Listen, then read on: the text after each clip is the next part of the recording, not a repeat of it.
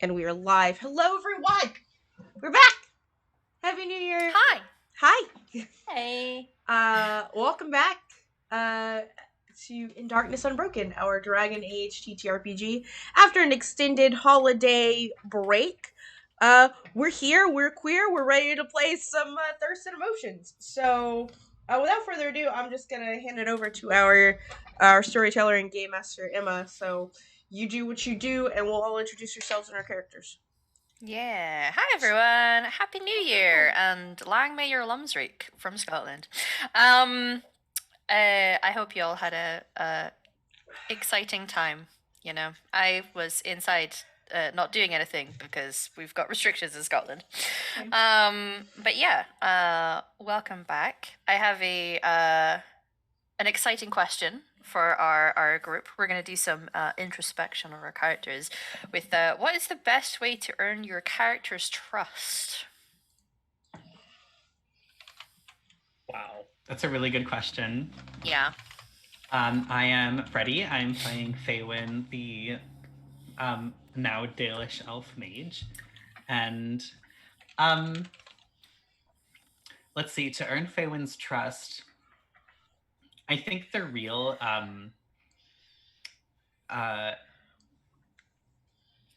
like there are I was thinking about this, and there are a lot of ways for him to like someone. But to trust someone, he would have to see them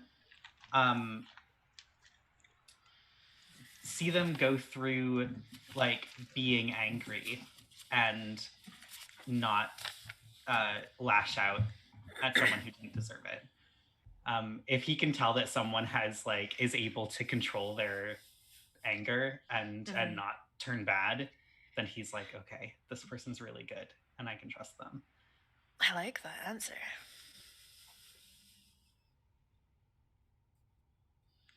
Hi everyone, my name is Ian, or Alyssa Vamp on the internet, and today I'll be playing Bella, the city elf rogue.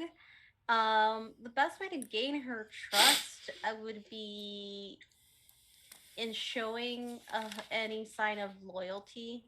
Because you can hire someone, you can pay someone to do something, but they could fuck you over and like take somebody else's higher pay.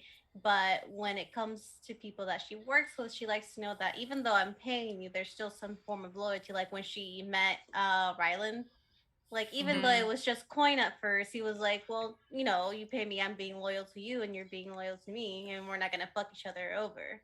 I think that is the best way to slowly gain her trust, and to show that you're willing to fight not just for yourself but for something bigger and for other people. Like you're not just gonna bolt in the middle of a fight when it gets bad. You're gonna help people around you. Nice. I like it. Hello, I am Gambit, and this week, I did not decide to go off script and follow the list of people. And I am playing Arlen, the big mountain man, whose trust can be earned. You are not on subtitles right now. Oh, fun!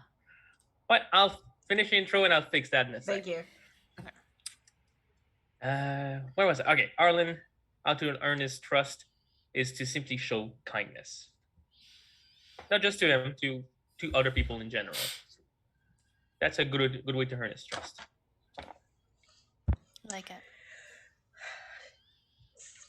Okay, hi, what's up everyone? My name is Valtrant. This is my channel. Today I bring to you Robin Cadgett, our rogue dwarf and merchant hair and skincare extraordinaire. And the best way to earn her trust is to be vulnerable around her, which just means using a lot of elf fruit around her. Because if you're like willing to just like be intoxicated around people, then you trust everyone around you, so you have to be a trustworthy person. I don't know, she's not hard to gain her trust or loyalty. Just don't be a dick. Like and if you are, then she doesn't like you and she doesn't deal with you. She's got no room for drama in her life, and she avoids it at all cost. unless she's directly involved in it. That being said, this is a Dragon Age game. Humbler, thank you.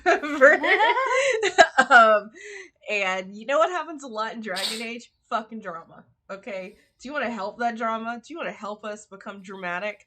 You can do that with your bits, subs, and donations. Every 100 biddies to this channel gives us a reroll. Anyone here that rolls dice with these. So if you. Sneezy. If you subscribe to the channel, just like Emma did, you can give essentially what is a critical success in this game. It is a 6-point stunt success. And if you donate money, $5. It's $5. Is it $5? Okay, for $5, you can give us all a focus point. For $10, you can create an NPC. So you can create their name, their race, and their class. Like last time we got a kobold. A kobold. Kobold named So, Cheez-Its. Kobold named Cheez-Its. But yeah, that's us, and that's how you can support us. And thank you also, Gambit, for that sub. I will pass that shit around on our spreadsheet that only we can see. But let me know, Gambit, who you're gonna give that one to. And yeah, that's it. That's all I'm doing. So Emma, refresh our memories. It's been like a month. I know, it's been a long time. It's been a while. Also, we did have the £10. Was it 20 was it 30? No, I think it was £30 this time. We will meet the Iron Bull. We'll meet the Iron Bull. Yeah. And I think everyone wants to meet the Iron Bull and his pillowy manvism. It's true. And he did give us a very official endorsement as we got Freddie Prinze Jr. He did. Wishing us well at the start of this season. So He did. I fangirl. I'm still very excited about hearing him say my name. It's pretty good. It's pretty good stuff. Yes. So, we are currently in the deep roads, and as everyone knows, it's appropriate that a month has passed and we barely have noticed the time going on, because that's what happens when you're in the deep roads. It's been 4 months. What? Yes. It's definitely a long thing. Yeah. So, last session, the group continued their large fight. We dove straight into the action. There was a horde of dragon spawn that they were fighting. It was a very tough encounter. There was a few people getting dangerously low on their health, and were requiring on using those health potions, which people donated towards. Thank you, stream, for keeping them alive. One of the elf daddies got his leg broken. Oh noes. There was some cool heroics all around. I especially liked when Finch just kind of came in and just suplexed the guy into the ground. That was a fun time. The other group also had their own tough fight to contend with, and we all found a quiet spot afterwards to rest and heal up. If things go well, it seems that within the space of the following day, you may well make it to this abandoned Tig you are heading towards, which is called Gundar Tig. Hopefully that is something that happens. What are they going to find there? Let's find out. I'm sure it will be nothing bad, because nothing bad ever happens in the deep roads. So yeah, you guys completed your long rest. We got to do some healing. The broken leg, I'm gonna call, because this is a TTRPG rather than just magically in the computer games where you just heal up and everything's fine. Said Elf Daddy Shara is probably going to be limping a little bit today.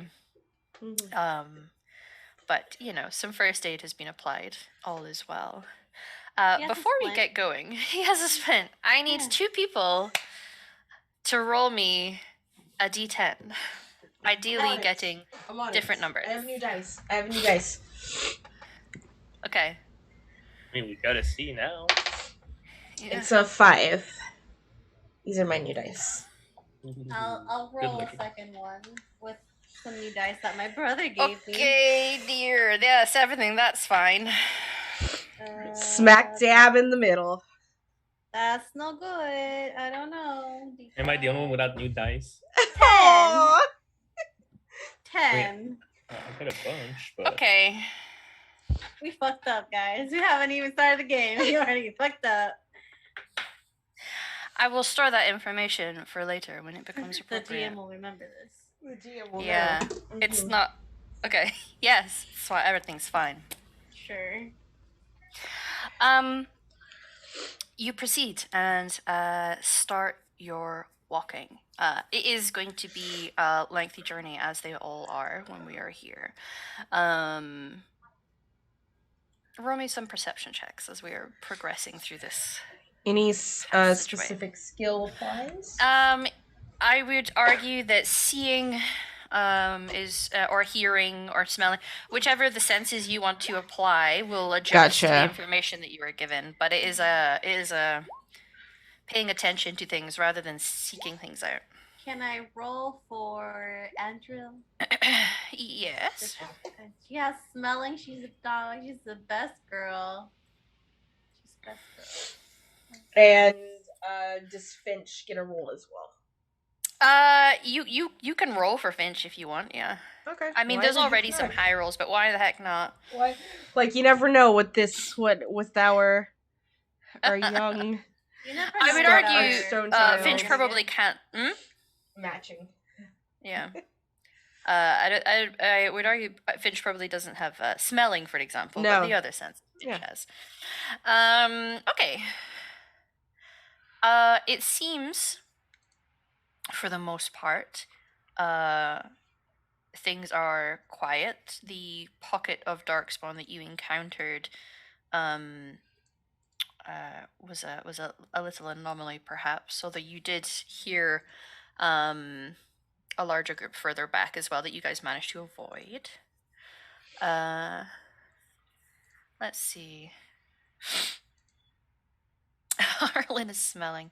Of course. I would say I got a good schnoz. the further that you get away from the horde that you were at, the smell does start to improve, because the smell of darkspawn is horrendous. It is not just the smell of death, but like diseased death.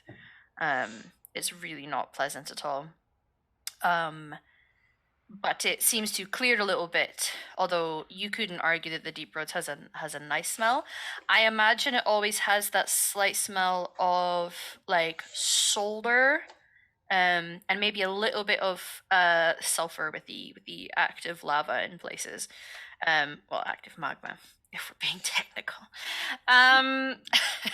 Wow. The seeing, let's see. Who has a nice seeing? Bella, you know what? Maybe even Faywin. You see at one point, and we're talking, this is a good few hours in, you've maybe had a little bit of a rest just to kind of get off your feet and have a snack, little and often when we are adventuring, everyone. And it's maybe into about the 6th or 7th hour of traveling. You notice at one point, a lot of this is dwarven crafted. This is you are definitely in the deep woods now. You've come out of a natural passageway, but you see one section.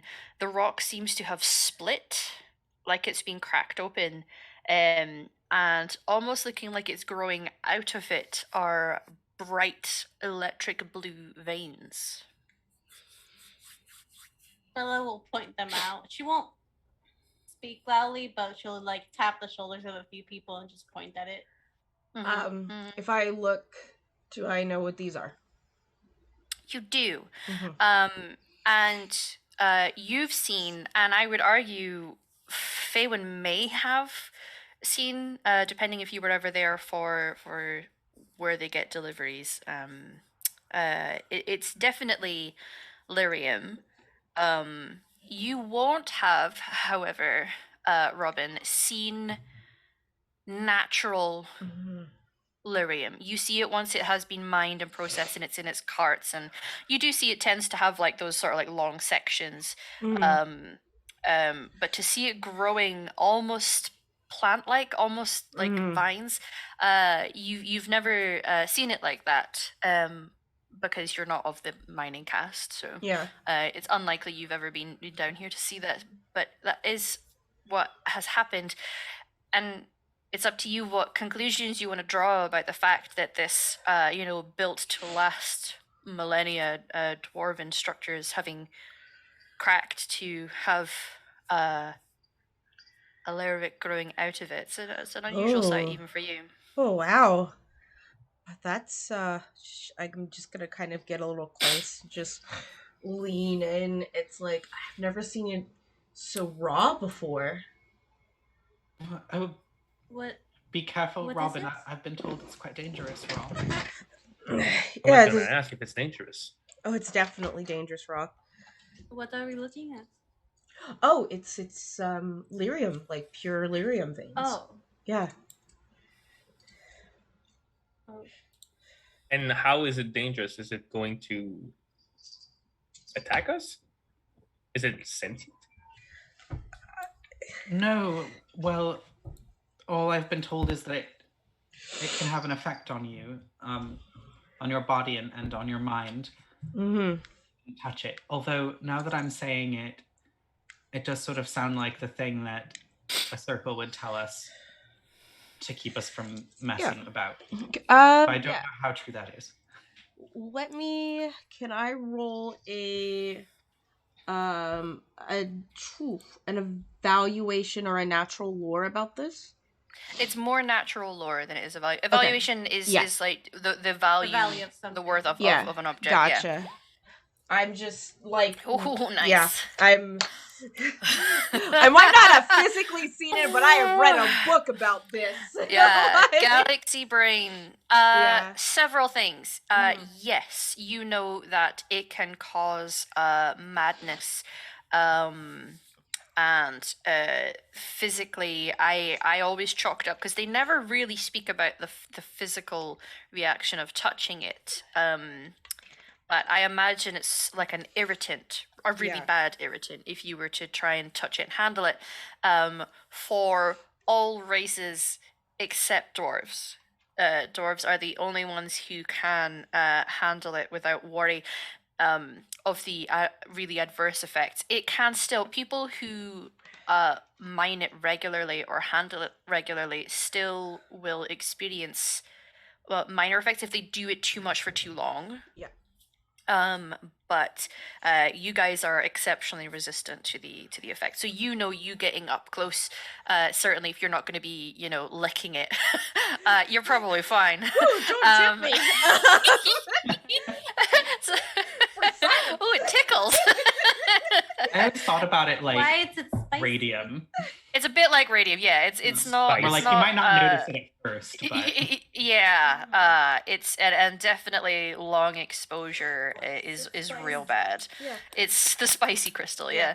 Yeah. I'm gonna look over at Faye and be like, it's fine. It doesn't affect us like the rest of you. I mean, I wouldn't like dig it out with my bare hands. I'd wear gloves, but Yeah. I'm okay. Thank you though. Why I'll don't add you into a layer of that. relax? Sorry, just because of Mhm. the 18 and the 4 stump points there.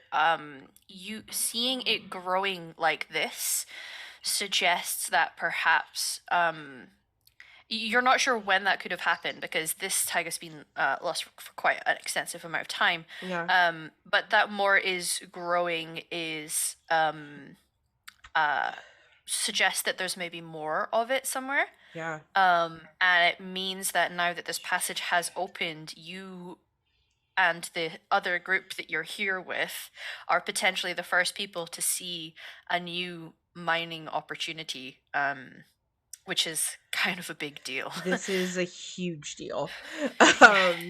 Like this is it's there's definitely more, and we're definitely close to essentially a new mining vein that we Mhm. haven't known about before. I wonder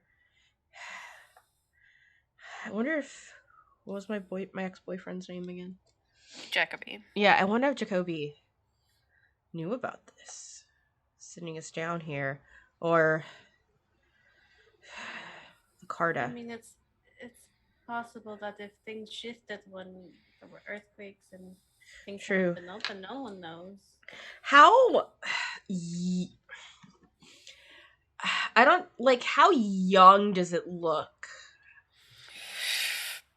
Oof. Yeah.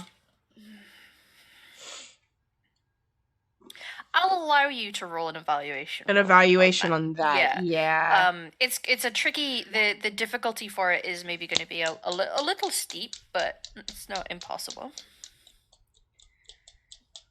19. Yes. Robin is doing what she does best. She's she's it up down right here. now. Yeah. Dwarfing. She is dwarfing it up real Yeah. hard down here. It's perhaps within the last few decades, Okay. maybe a little shorter than that. Yeah. It's kind of hard to tell. The best way you're able to judge it is not so much on the lyrium itself, because you're not sure how to really tell the age, quote Yeah, unquote, yeah. of that. But I in can look terms of at natural the erosion of the rock. yeah. Yeah, and how fresh the split of Mhm. the rock seems. There's definitely. It's not like this happened yesterday. Yeah. But but, still, 30 years is relatively young. That's Yeah. in anything that is geological 30 years or structural, that really is quite fresh. How long has this cavern, this particular tike, been abandoned? About a couple hundred years, maybe a years, little yeah. longer. Mm-hmm. Yeah, I doubt anyone knows that this is here, and I'm gonna be honest with you guys. When we get back, we are going to pick and choose who we tell. Right. Okay, I was going to ask, that do you want to valuable? tell him about this? If his wife is involved with the Carta, I'd rather go to people that could pay me more for this kind of information. You will hear a little sound of surprise or shock or curiosity come from one of the dwarves that you're with when you mention that somebody's wife is working with the Carta. They're like, I'm like, don't yeah. worry about that. It's fine. You're fine. You're fine.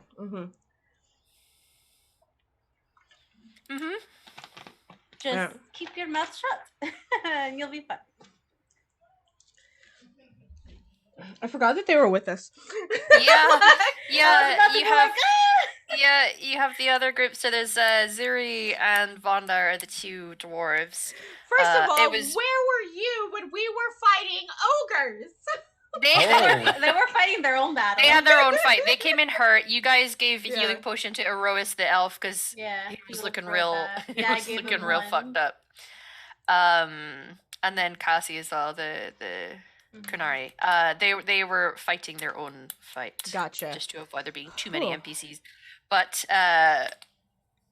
yeah, it's Vonda, the blonde dwarf that made the little beep. And like when she does that, I'm just gonna hold my finger to my nose, like to my lips, and like, shh. Right? Well, okay. Well, let's. I will say that kind of maybe, if you don't mind, like kind of during some of this trip, I have essentially been sketching out map way. Like I have like, a little mappy book, just a journal. And I have been doing like sketches of the new tunnels that we're making and making notes of like what's there and stuff. And I'm just gonna just put in my book nice little X right there.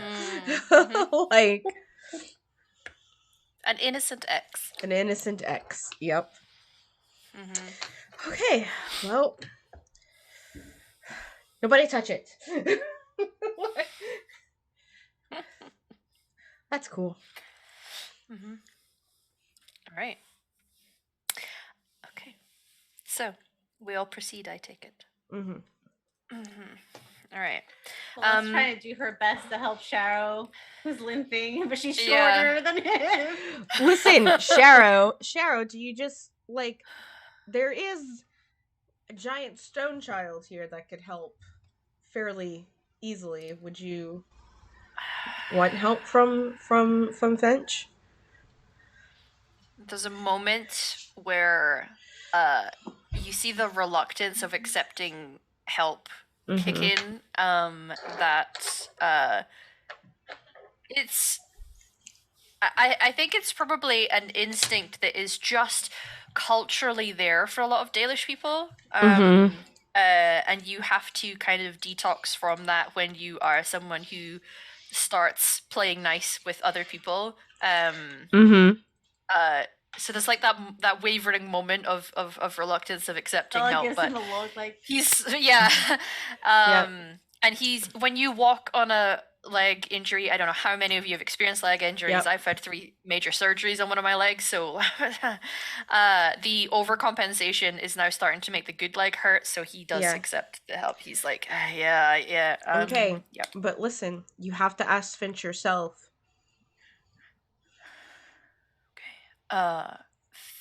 Finch, can you carry me? Okay. All right, cool. Thank you, Sharo. Thank you, Finch. That's real nice of you. Thank you. It's like, remember, Finch is a thinking agent on their own, and you have to ask them. Yeah, of course. Consent. I mean, yep. Okay. We'll give him a kiss on the cheek before he gets lifted off by the He opens his mouth to like say something, but that's probably the moment that Finch just kind of takes him around the waist and just lifts him up to put him on their shoulders. Thankfully, the passages here again, inexplicably, for dwarven passages, given that they are a shorter race, this is like even for by Finches, like the passageways in the deep roads are really, really fucking huge. Yeah. Not sure why. Maybe it's a structural choice. Yeah. So he's got plenty of room to be up there on Finch's shoulders. So you progress, and eventually you can tell the usual markers for Robin, certainly, that you are approaching a dwarven settlement. So it is clear that you're on the approach. Normally, this is the sort of area where they might have people stationed just to kind of process the comings and goings. But this place has been abandoned for a very long time. It is quite clear as you progress that the place, much like large stretches of the deep roads themselves, are still running on that magma heat and light processes. It's still live because the natural geological process is still live.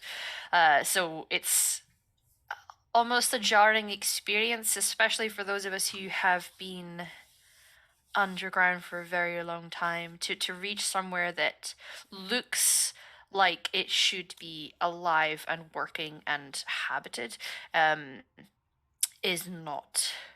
You crest over and you see this was a pretty decently sized settlement. Definitely would class itself as a city, it seems.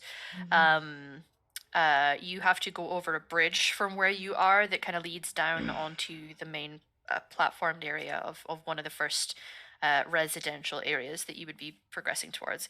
And it's unusual, disquieting almost. And you also see a few other things. I want perception checks, seeing quite specifically. This is not a thing that anyone is going to miss. I just want to see who is maybe able to pick out more complex details for what I am about to describe. Gotcha. And then after that, I am going to need some willpower courage rolls from everyone. This is just generally because we have been down here for a very long time, and it's a... Does that include me? It's a jarring experience. No, I think you would not be included in this. Perhaps with what you're about to see, there might be a moment of just trying to keep some self-control. So I would maybe ask for a self-control while self-discipline roll from you. Courage, you said? courage from the rest of you. Yeah, this is just naturally from being down here for quite a long time. Just let me know when to roll self-discipline. Yeah. Okay. 14, 20. Nice. Well done, Faywin. By the way, what is the bridge made out of? Like Stone. rock? Everything Stone? down here is made of Stone. really sturdy, like a granite almost. It would be able to support everyone's weight. Yes. Okay. Oh yeah, and then some. They build things to last down here. Yep. Everyone passed your courage rolls. You'll be pleased to know. So we're doing good. Self-discipline. Robin, you're not going to be exposed to the more dazzling effects of what you're about to see. You can just react naturally as you wish. So for everyone, what you see is a city sprawled out before you, and in almost all crevices and nooks and down streets and around the houses and some coming up out of the roof, you see more of these veins growing everywhere. It's like it's like when you see nature trying to reclaim a city. It's a little like that, but what you have instead is this electric blue, and it's so overpowering that the color down here, rather than that dark sort of warm orange glow that the light has, the majority of this place seems to just light up blue because it's growing into the roof of the cavern itself as well. What I've linked you to, just for your guys' sake, is what those veins look like. Obviously it's growing around actual structures and not just rock faces like you can see there. It looks like trees. Yes, it does. Trees or the sorts of Lightning plants that grow, scars. like veins that grow along the ground, or like a lightning scar. Like there's many things that you could equate this to. It's sort of like, none of you guys will have seen, because I don't think it's something necessarily that's going to be around in Dragon Age, but like in our world, it's like when you see the nervous system of a human being, like you've got the brain and just like this weird mass of all the nerves. It's a little like that. And it's everywhere. Holy shit.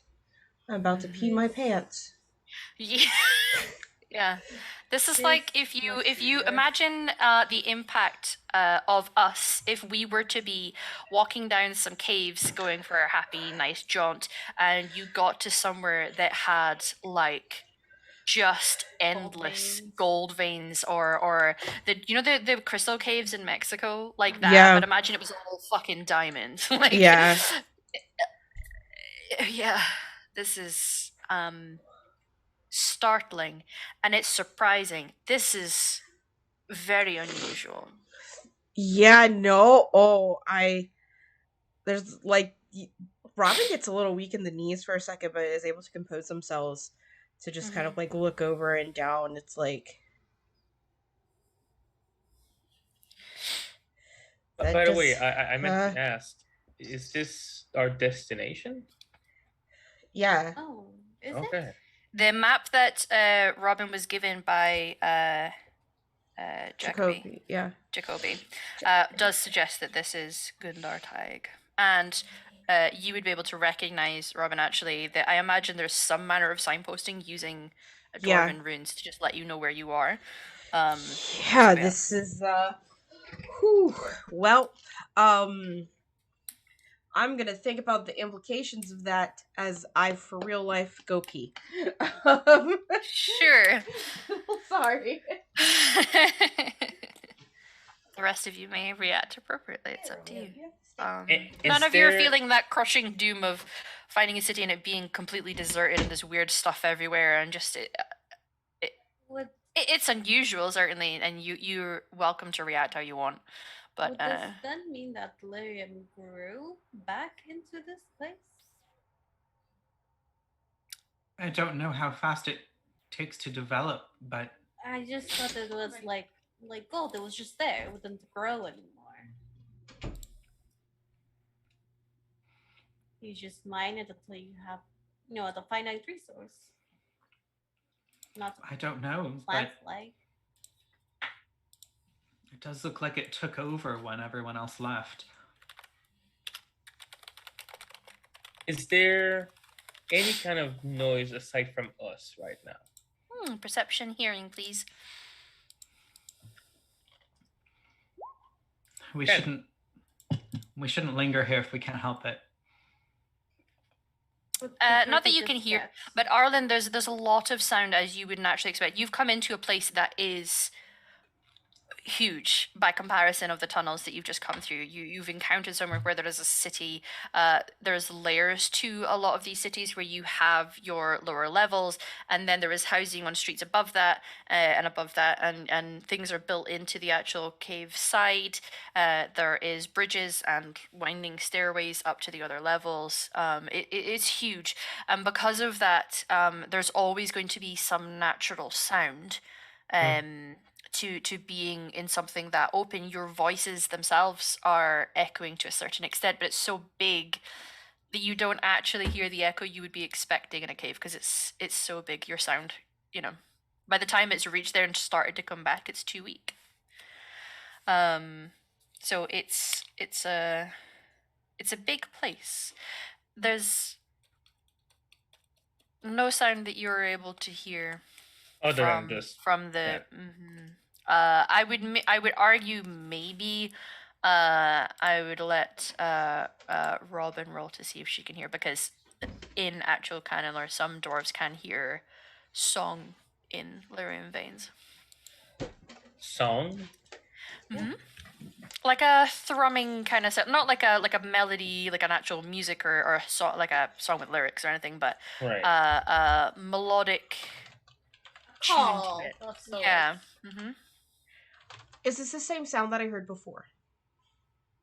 No. I was going to allow you to roll for hearing if you want. Okay. Arlen rolled to see if you could hear any other people or anything around here. And he won't be able to hear anything from Lyrian, but certainly being near this kind of raw. Fuck it, I have a reroll. You do. It's slightly better. It's slightly better, yeah. It's okay. Yeah, no. You can't hear a thing. The difficulty would have been pretty high there, so unless you were snatching up a crit or using another reroll, I would say with a 14, probably not. But you and I both know that some dwarves can start to hear that thrum when you're near a lot of lyrium.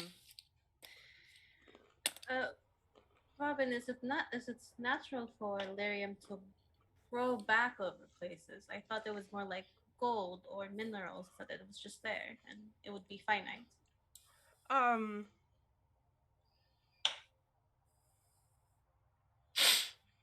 don't know. Okay. Fair. Just thought I'd ask you. Yeah, that's fair. I'm not a miner. To be fair, the other two dwarves are reacting very similarly to Robin, actually. They're just like, holy fucking shit.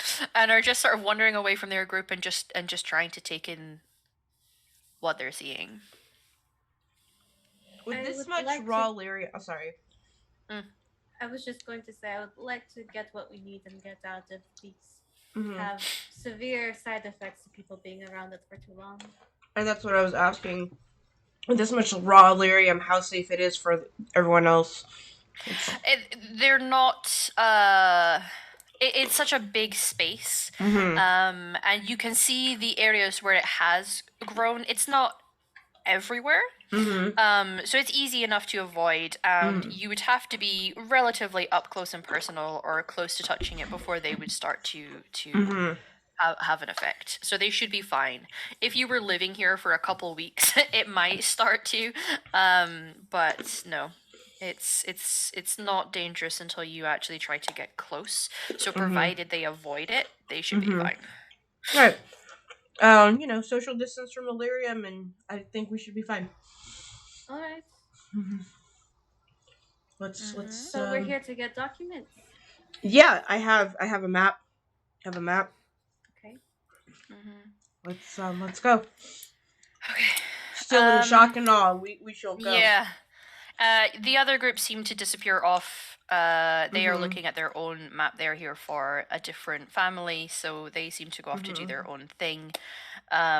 You guys, if we roll searching rolls, as that is our investigation, just to try and follow clues, I would argue that for Robin, I will let you roll twice and take whatever result is highest, just because you understand how these cities work and you know what you're looking for. 18. I'm really, really not great. But it makes sense why Bella, why, you know. Yeah, no, it makes sense. Yeah, She's like, I don't fucking know where I am, bitch. Yeah. This is way out of my depth. Yeah. Okay. So, Robin, given the instructions you've been given and the map that you have, which gives you some instructions for what Jacoby believes you're looking for, because his family, I mean, it was a couple generations ago that they were down here. Maybe 2 or 3, maybe 3. So this is just from memory and what they have, because the dwarves are really good at keeping records. You do eventually find the area that you believe is the right place, and sure enough, there is an estate there, which seems to contain a large home, with a couple buildings at the side of it that could be homes for servants, or where they would have kept wine, or like a few things. So you reckon you've definitely found your place. Faywin, the reason you have a very high searching roll is you're going and trying to find this place with, you're assisting. But what you start to pick up on is a sense. It's hard to tell exactly what it is, but you start to feel tugging and then a rather frantic pressure around you. And you start to become aware that the entity that tends to exist with you appears... It's hard to really describe what emotion you might pick up from things like that, but it could be fear or excitement is probably the two that are closest to it.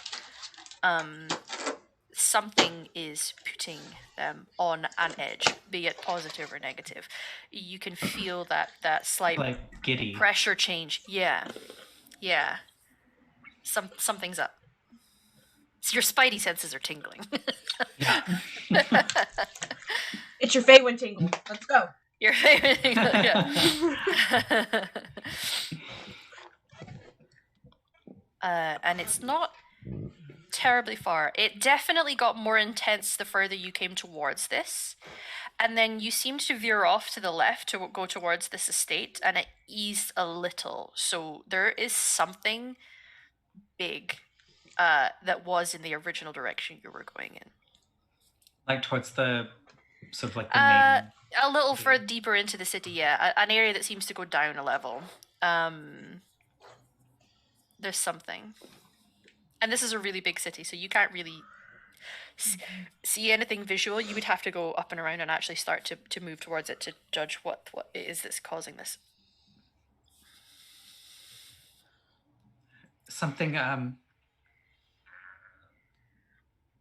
back toward the city is making me feel quite strange.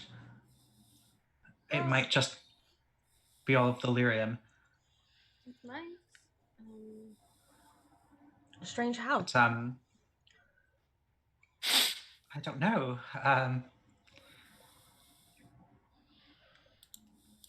It just made me feel very peculiar, like there's something very big down there. Are we talking big magic? Yes. Ooh. Well, I assume so. Anyway, just be careful. Thanks. If we should find what we're here first, but I do want to see what big thing is down there.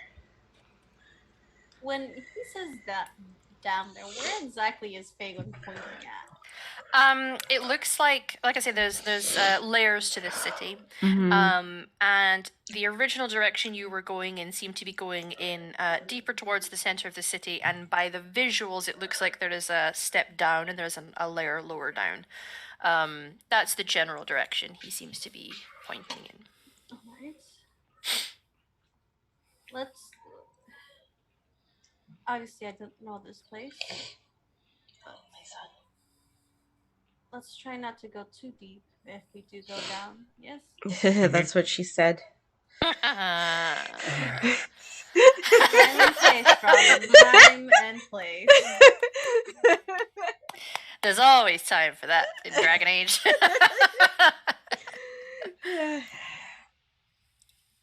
Yeah. All right, let's just keep our wits about us that way. I'm gonna look at my stone child. Like, how are they? Like, how are they down here? Pretty chill. Pretty chill. Yeah, it seems that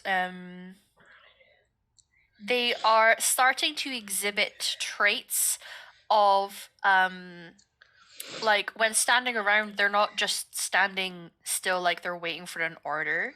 They will sometimes like touch at something or be looking around or go and like take a seat, like a perch on something that's big enough to handle them. Like they're starting to exhibit behaviors, and whether it is mimicking you guys or whether it is just that Finch is now starting to expand more into their personhood and individuality to actually start expressing and doing something that they want to do, and not just because they've been ordered to do it. So they will occasionally, you may have noticed like on the road before coming down here, that they seem quite taken if you're like going in a certain direction that passes, say, a field of cows, like being quite taken with the fact that there is a field of cows over there.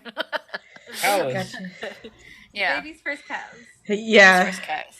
Yeah. So, but they seem chill and relaxed, but given the nature of where you are, and when you guys are on edge and defensive, so are they, and they are more looking around and just being a bit more of a protective presence. Yeah. I'm gonna ask them, Finch. Do you feel anything funny or different down here, like Faywin does? Is there anything special going on with you?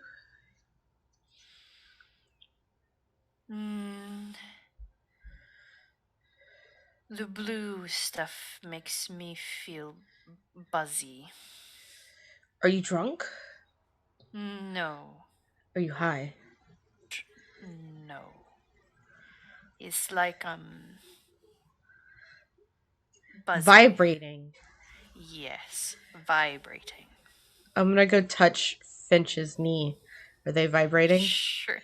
No, you can roll it's a perception check. It's kind of touch. I don't know if touch really has a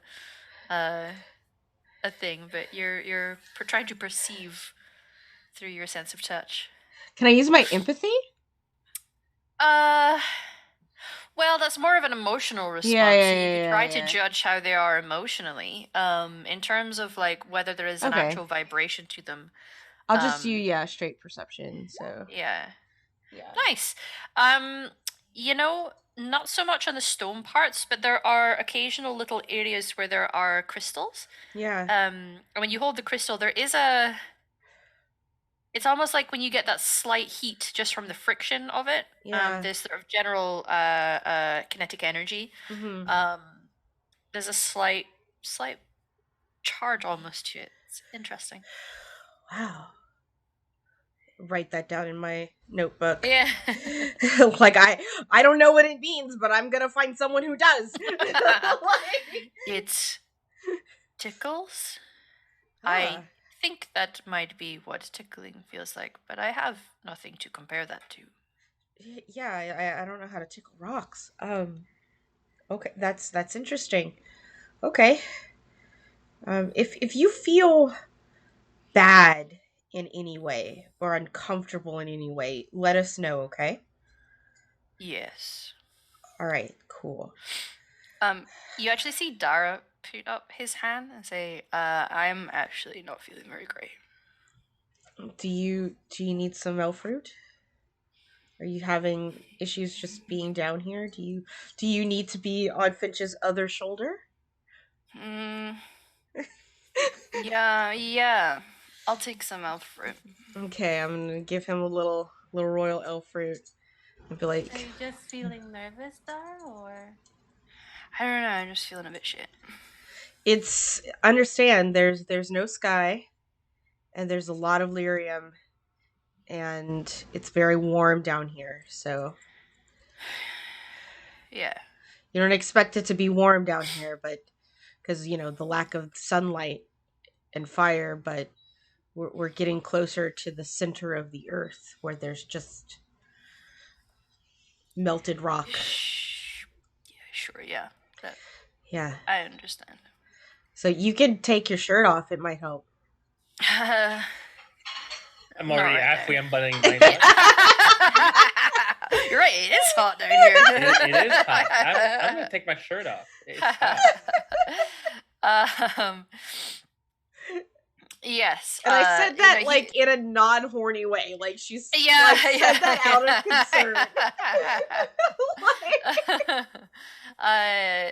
Zara takes a bit of elf fruit in his pipe and kind of lets Finch hoist him up onto their shoulder. Wow. Just so proud of this little family. It's like I take my backpack out and it's like, all right, everyone keep your senses sharp in that direction, and I'm gonna lead us in that direction. Mm-hmm. Oh man, being in charge sucks, Bella. How do you do this? You see, it just comes naturally for me, but I don't want to take charge here because I have no idea what the fuck I'm doing. Yeah, none of this is natural for me, but I also don't know what I'm doing. Like I'm gonna, but yeah. When you grow up being the oldest one in your family because it's just you and your brother and you're the one that has to protect them, and then you're it's kind of like a thing that you do. Right, I grew up as an only child, so yeah, and you had like your parents. Yeah, it's true. I had so many positive parental figures in my life. Yeah, I did not. Yeah, I know. It's okay. It's all right. It's all right. That's why I share my dad's. So continuing on. Family draws trauma for later. Yeah, you're able to make your way into this estate.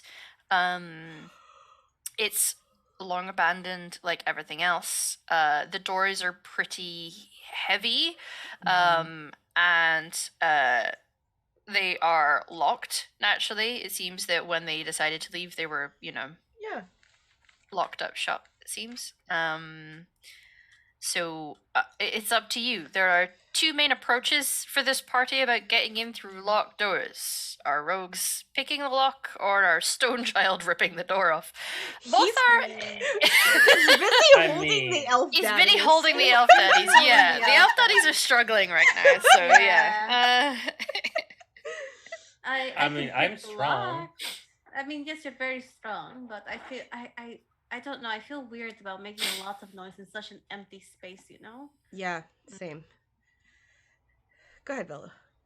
Okay, that's me now. Okay. Yes.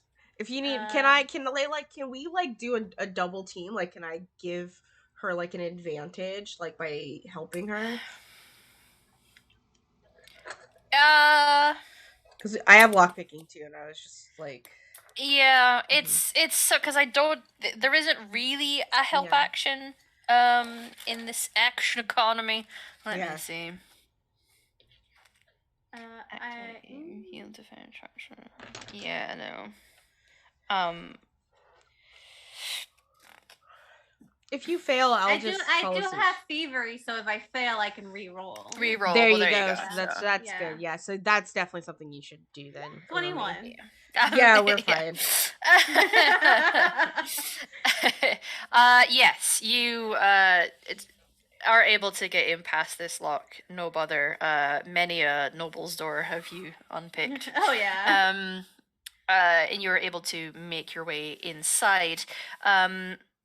Certain areas of this household seem dark and long abandoned.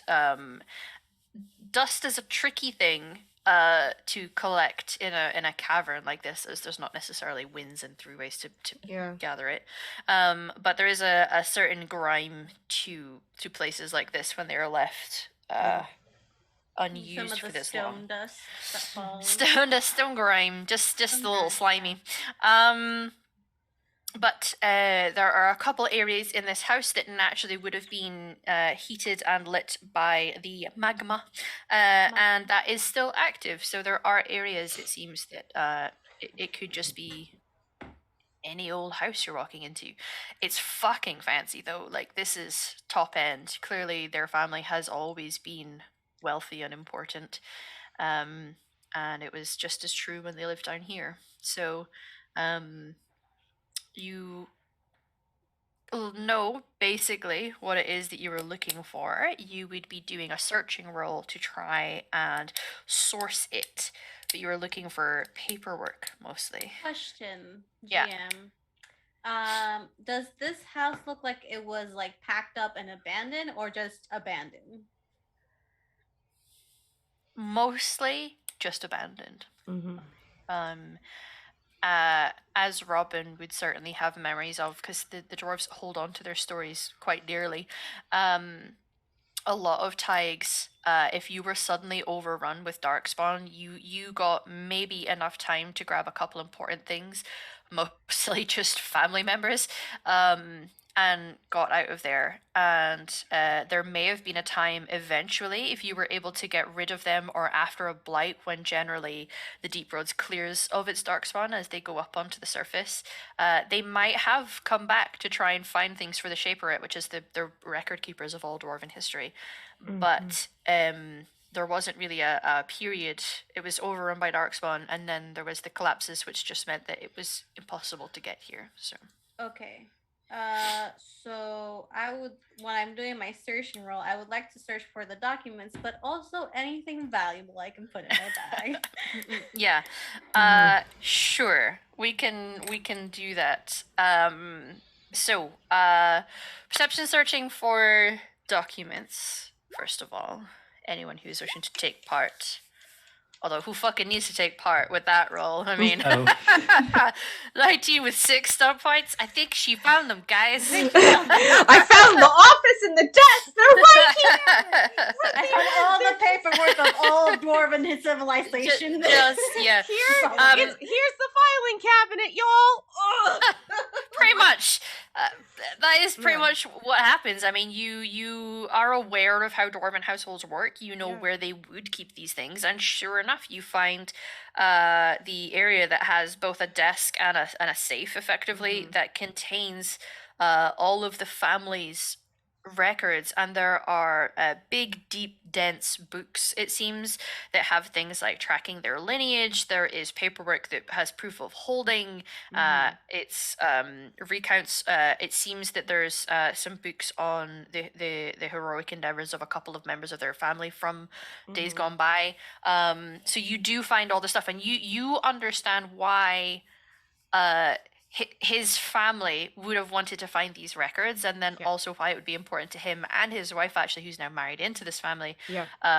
This stuff is how you keep on to wealth or prove your family's importance, because ancestry is the big thing for dwarves. They don't worship gods, they worship their ancestors. So having this is hugely important. Oh, that's a lot of books. All right, I pull out a bag that was in my bag that I brought specifically to carry stuff in, which what I did on my trip recently, because I knew I was gonna come back. Bag. I was gonna come back with more stuff than I left with. I just packed a duffel, and that's essentially like what I did. It's a solid tactic. I'm not even gonna, you're able to acquire. Yeah, and I'm not even gonna thumb through everything to look for specifics. It's just I know, I can kind of thumb out what's really important as far as documentation goes, and I'm gonna prioritize putting that into my bag. Yeah, quickly. That's no bother at all. So you've achieved the endeavor, at least, for coming down here. So that's a good thing. Now we can do perception seeing mostly for trying to find things of value. I'm down for anyone doing this. You can use your rerolls. If you want to try and use a different skill, just barter with me what that is you're using and how you're applying it to what you're doing. But if you want to see what you can loot out of this place, can I use evaluation? Yes. Yeah. Hell yeah. Yeah. I'm looking for shinies. You're looking for shinies. I just want things to sell and make money. Yeah. Yeah. That's fine. Just make sure it's stuff that if they notice that you have it, they wouldn't miss it. Like, yeah, nothing with like a family emblem. Yeah. Like, is it weird that I'm like stealing from like the dead ancestors of like your past lover? Yes, it's weird. Should I not do it? You are a grown-ass elf, and you can do what you want. This ain't my house. I respect your feelings on this. It's no different than stealing from other dead people. Like, would you loot a Dalish elf's gravesite? Well, it's not a gravesite, and we have looted an old elvish temple, so True. Then there you go. See, I'm not saying don't do it. I'm just saying, like, this is your own moral compass, Bella, and thank you for appreciating my feelings on it. I'm ambivalent towards it. Cool, I'm going to steal. I mean, okay. I need money. I mean, Bella, with the information that we have, we're gonna make so much money. I know, but we're not the only ones with the information. True. So.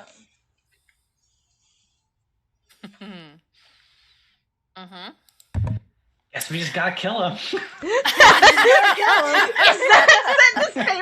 that out loud, please.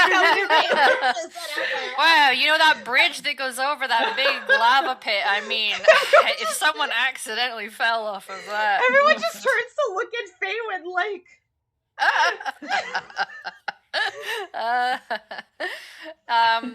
Okay, so let's see.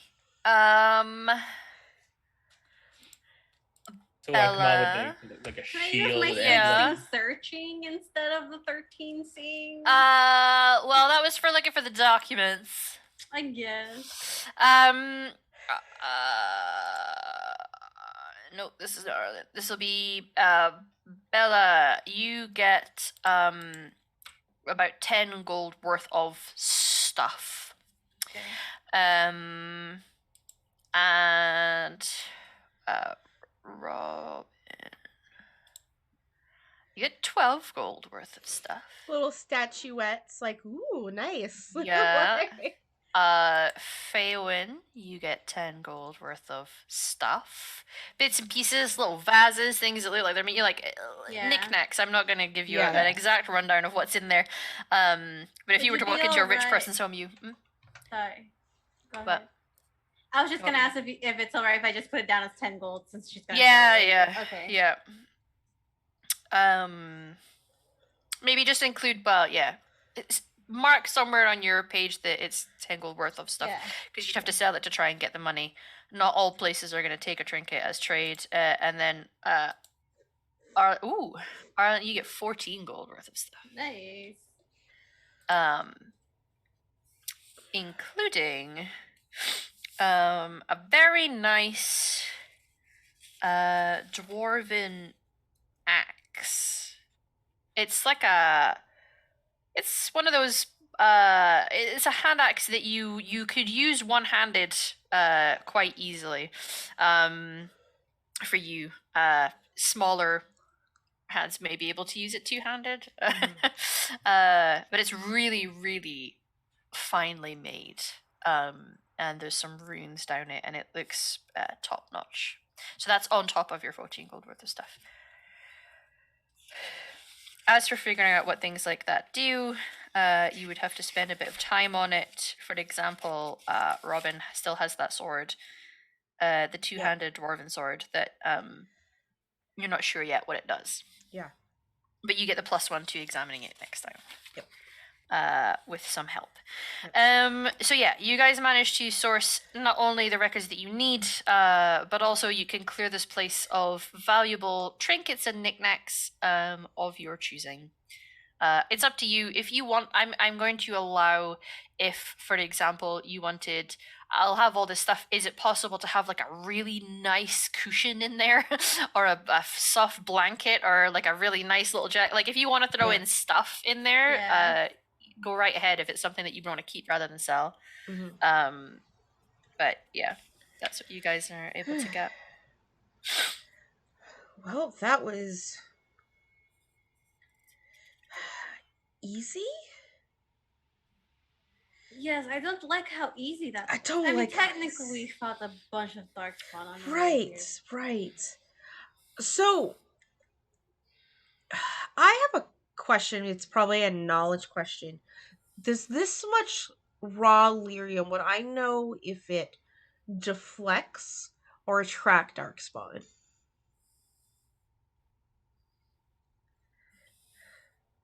Is that a natural lore, maybe? Sure. Okay.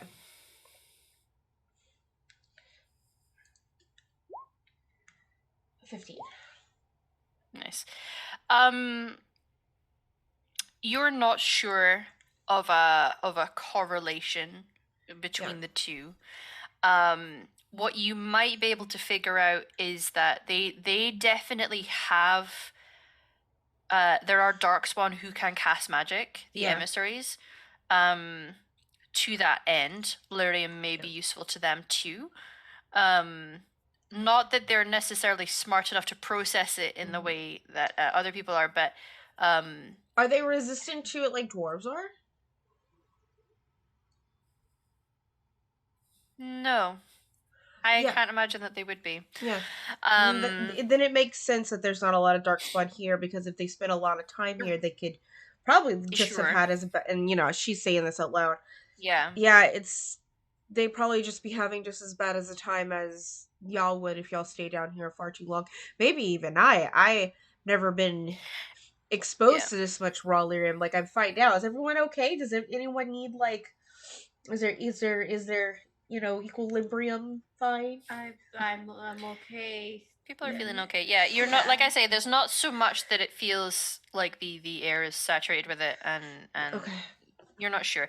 It would be easy for you to kind of draw your own conclusions. The one thing I would say is that there is a chance that darkspawn are less affected than surface races, because they don't really dream, and that seems to be the sticking point for why dwarves are okay with it. So because they are not connected to the fade in any way, they might be better off, but you really don't know. I can't imagine it's something that people have studied extensively. Maybe a Grey Warden, which none of us are. Yes. Yes. Yeah. And there's a lore out there that we have since learned, because we've all played, well, most of us have played Inquisition. But you certainly do not know of that. Yeah. No. Well, okay. And Robin sort of looks around. You know what? I'm gonna pee again in this house. Be right back. Oh, okay. I actually have to go again. Yes, that's fine. When else are you going to have a house for you guys to pee while you're down in the deep roads? It's very much like going on an extensive hike. Yeah. Y'all want to like camp out here, find ourselves a few rooms, sleep here? I mean, how long have we been in this place? How long have we been awake at that point? Like you said, 7 hours. Yeah, for the walk. I mean, you're likely to have to camp before you head to the surface. You may as well find somewhere down here. A good house. More protected. You're not sure. Yeah, you could try to find a house. There's obviously the thing that's been tugging at Faywin, but we'll be fine. You're not sure. Yeah.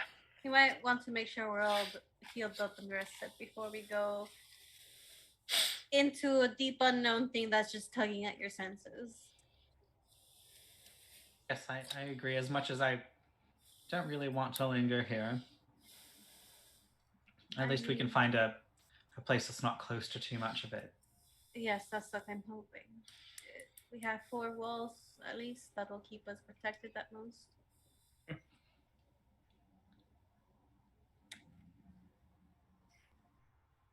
I also But want yes, to make sure it is sort of tugging Shadow's at leg me. is not broken again before it's fully healed. And how is it tugging at you? Like, is it like calling to you, or It's hard to explain. It's times like these I wish there was another mage with us, because I don't know if it's just an effect of delirium or something to do with okay? that side, or if it's something else. But I do sense it. Something. Do mages use lyrium? Oh yes. It's Could be that. It could be. But I'd never felt something like that before. But then I haven't been around all of this raw lyrium before either. Usually it comes to us already processed.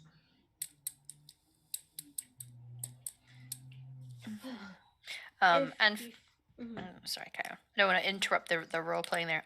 Obviously, Faywin knows that what seems upset or etc. The thing that is doing the reaction is your friend rather than you. Yeah, I'm conveniently but you're not likely that. to. Yes, exactly. That's what I'm saying. Mentioning That's that what I'm saying. You You know that, but it is likely not something that you would want to explain, or how do you really explain that to somebody who doesn't, doesn't understand that fully? I am curious to know what's over there. I am too. Well, I just come out of the loo.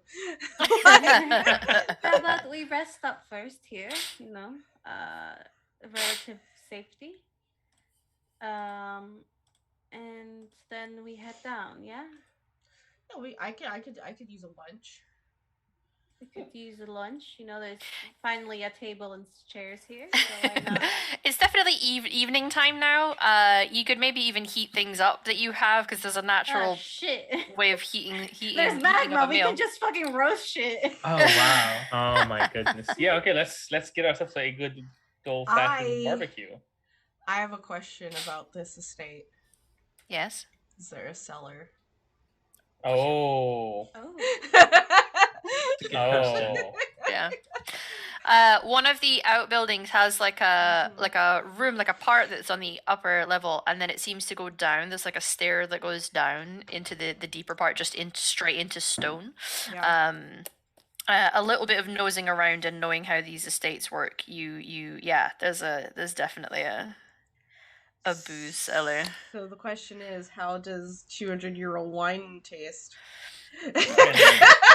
I mean, if it's properly sealed and it's not being exposed to oxygen, really it would be pretty good. Yeah. It's only once it's exposed to oxygen, I think, that it starts to go vinegary. If it's in heat, like a lot of heat, also, like, I think. Well, listen, I don't know about alcohol, but I've heard that if it's left out in heat, it turns vinegary. Yeah.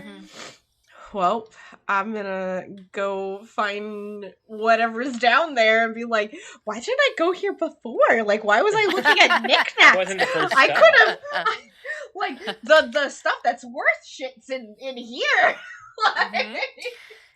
There is, the type of alcohol that they can have down here is different, because what you're making it from is different, because you don't have access to grains or grapes. But what they do have makes some vodka. Pretty strong alcohol. Yeah. Yep. Vanille's never for the faint of heart. You're correct. It's Lyrium ale. This stuff is Strong. It would have been strong when it was originally made and intended to be drunk. It has been left for a very long time. Like I so- pop it, I was like, oh, Woo! Nose hairs gone. God. You don't even have to Wow. trim those anymore. Yeah. All right, let's. Who wants to brave it? Me. Me. Okay, I take the sip first, and then I pucker my lips. Constitution. It's not gonna take an awful lot of sips of this before you're probably going to. I'm tasting it. Yeah. I'm going to just take a sip or two and not get drunk with raw lyrium around me in an abandoned town. Sure. Slowly laugh. Those that are wanting to have a few, I mean, it's sort of like drinking a really, really good port where it really doesn't take an awful lot for you to immediately feel that warming effect. Yeah. Getting a little rosy in the cheeks just after a little snifty. But yeah, if you're some out for Shara for his legs, like here, it'll make you feel better. You He'll will feel definitely take a so drink. much better. Yeah. Yeah. Dara has a few as well. Here, make sure you have this loaf of bread as well with it. Yeah. Soak it up on the inside. And our famous nug cheese. Like, Oh, so it's not a wine and cheese. Where's the charcuterie? You do go find yourself a nug. oh god. But yeah, you're able to mutated have nugs a decent little lunch. Decent little dinner, yeah, with some drinks. It's hard to tell, most of you, for your body clock. Certainly, Robin, you were aware that it's like evening time now. Yeah. So, yeah, well done, Arlen, for, I think this is strong, chugging it back like it ain't nothing.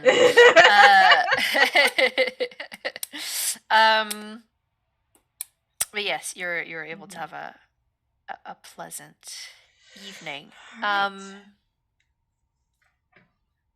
Couple things. Faywin, do you partake of any of the booze? Yeah. I want to have a sip. Yeah. Oh man. The more that you're having, the stronger your connection. It's like being opened up to the fade.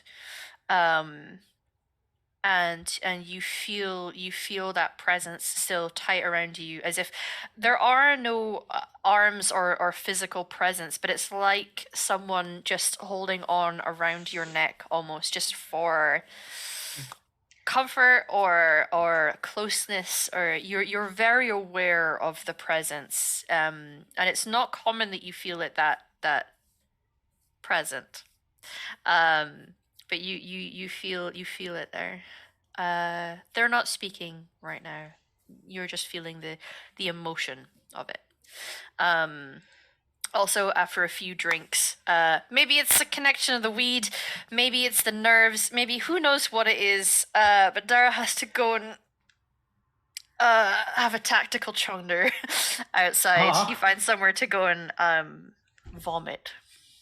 I won't describe it because I don't know how the audience will feel about that. Some people don't like it being described.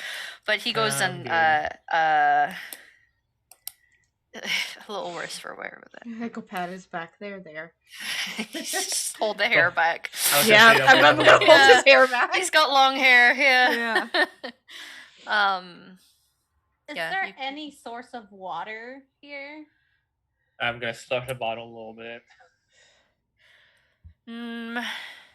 You're not sure. Not necessarily in this house. Okay, that's if it's not like around the area, then she won't go looking for it. But just if there was something around the area. Yeah, I imagine, just talking in a practical sense, almost all living things require water to live. I imagine when you're on those really long roads in the deep roads that there has to be little natural springs that you can fill up your water from.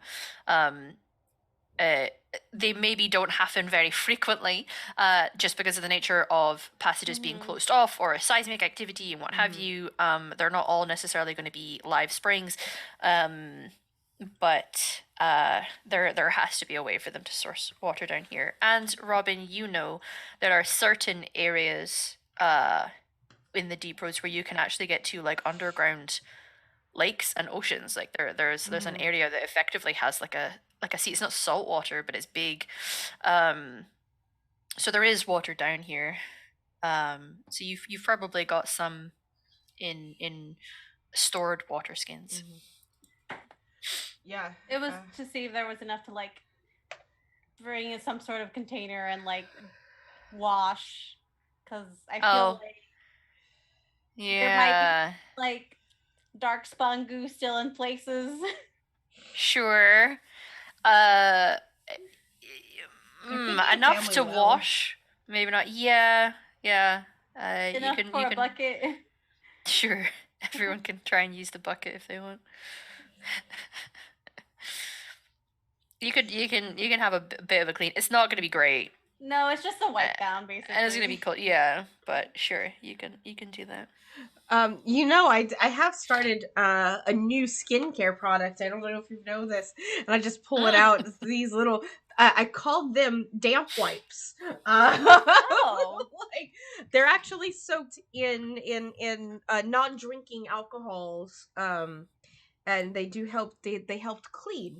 Like, oh, can I try it then? Yeah, here you go. Yeah, it was okay. First tester. Yeah. Baby wipes. Yeah. Baby wipes, sure. Why the heck not? Oh, this is great, Robin. I think that you could really make a lot of money with these, especially for travelers. Yeah, I picked them up while we were at my dad's house, and there was just like a whole thing, and I was like, oh, well, that looks like it'd be useful going into the deep roads. And sorry, I didn't share with you them before. I was kind of hoping that the grime of the deep roads would help us mask ourselves. I didn't want to. That makes sense. That being said, you gotta get those certain areas before you start smelling yourself, and you're just like, ooh, yep. Ooh. Yeah, I just really don't want to start smelling myself. Yeah, and it's like it's one thing when other things can smell you. It's a different thing when you can smell yourself. Yeah, no, I get you. I understand. Dwarves always have a natural musk about them. It's how we attract but it's people. Not bad, Yeah, but I will have to say, elf musk is not as great as mine. Y'all are a sweaty people, and I think that just depends on the individual, but I have been around and I count all of the elves. Y'all are a sweaty people. So, okay. I'm gonna smell myself a little bit. I think we can agree that of the races in Thedas, it's probably the humans that stink the worst. Yeah, I mean, have you smelled humans though? That's true. There's one human with us. But he's an Avar, it doesn't count. Yeah. He's like beefy. It's different. I smell like beef. So, I mean, I'm okay with that. Yeah. How are we good about going check out this source of Faywin's emotions? I say after a good rest, we can go. Oh, you're tired. Okay, no, I understand. Sorry. I mean, we've been walking for about 8 hours. Okay. So okay. I was just thinking. We shall. I mean, there's actual beds here, so. Oh, that's right. That's true. They might be a little dusty, but you could put like your bedroll like on top of it. Yeah, you could do that. Yeah. Mm-hmm. Yeah, there's enough beds for people to go and take a room. It's probably quite a few bedrooms. I've slept in worse conditions, really. So I know we've been sleeping in the deep roads for like days, like a week. Yeah.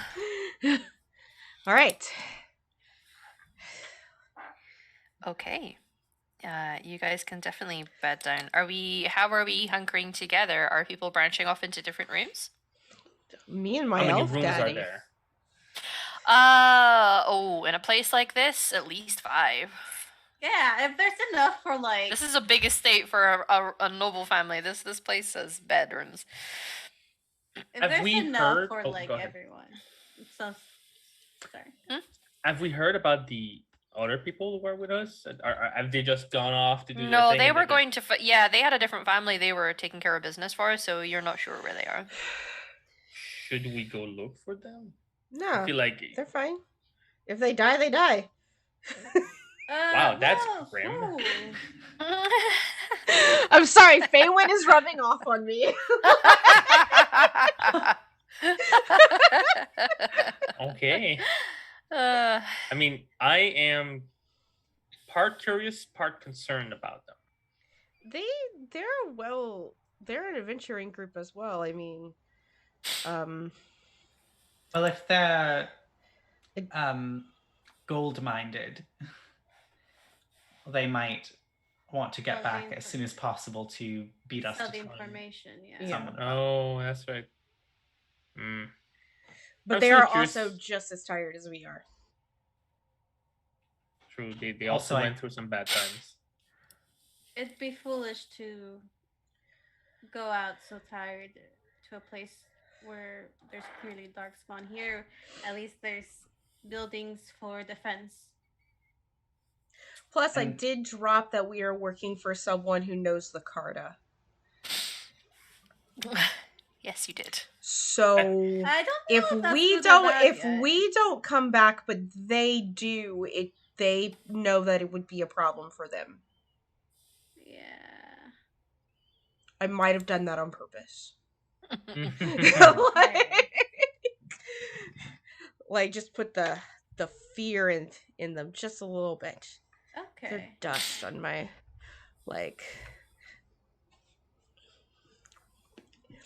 Anyway, my elf daddy is really intoxicated, so I'm gonna go rub him down so he can fall asleep.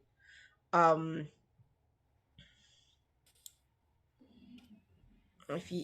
gonna be in this room, so I Okay. just point to it.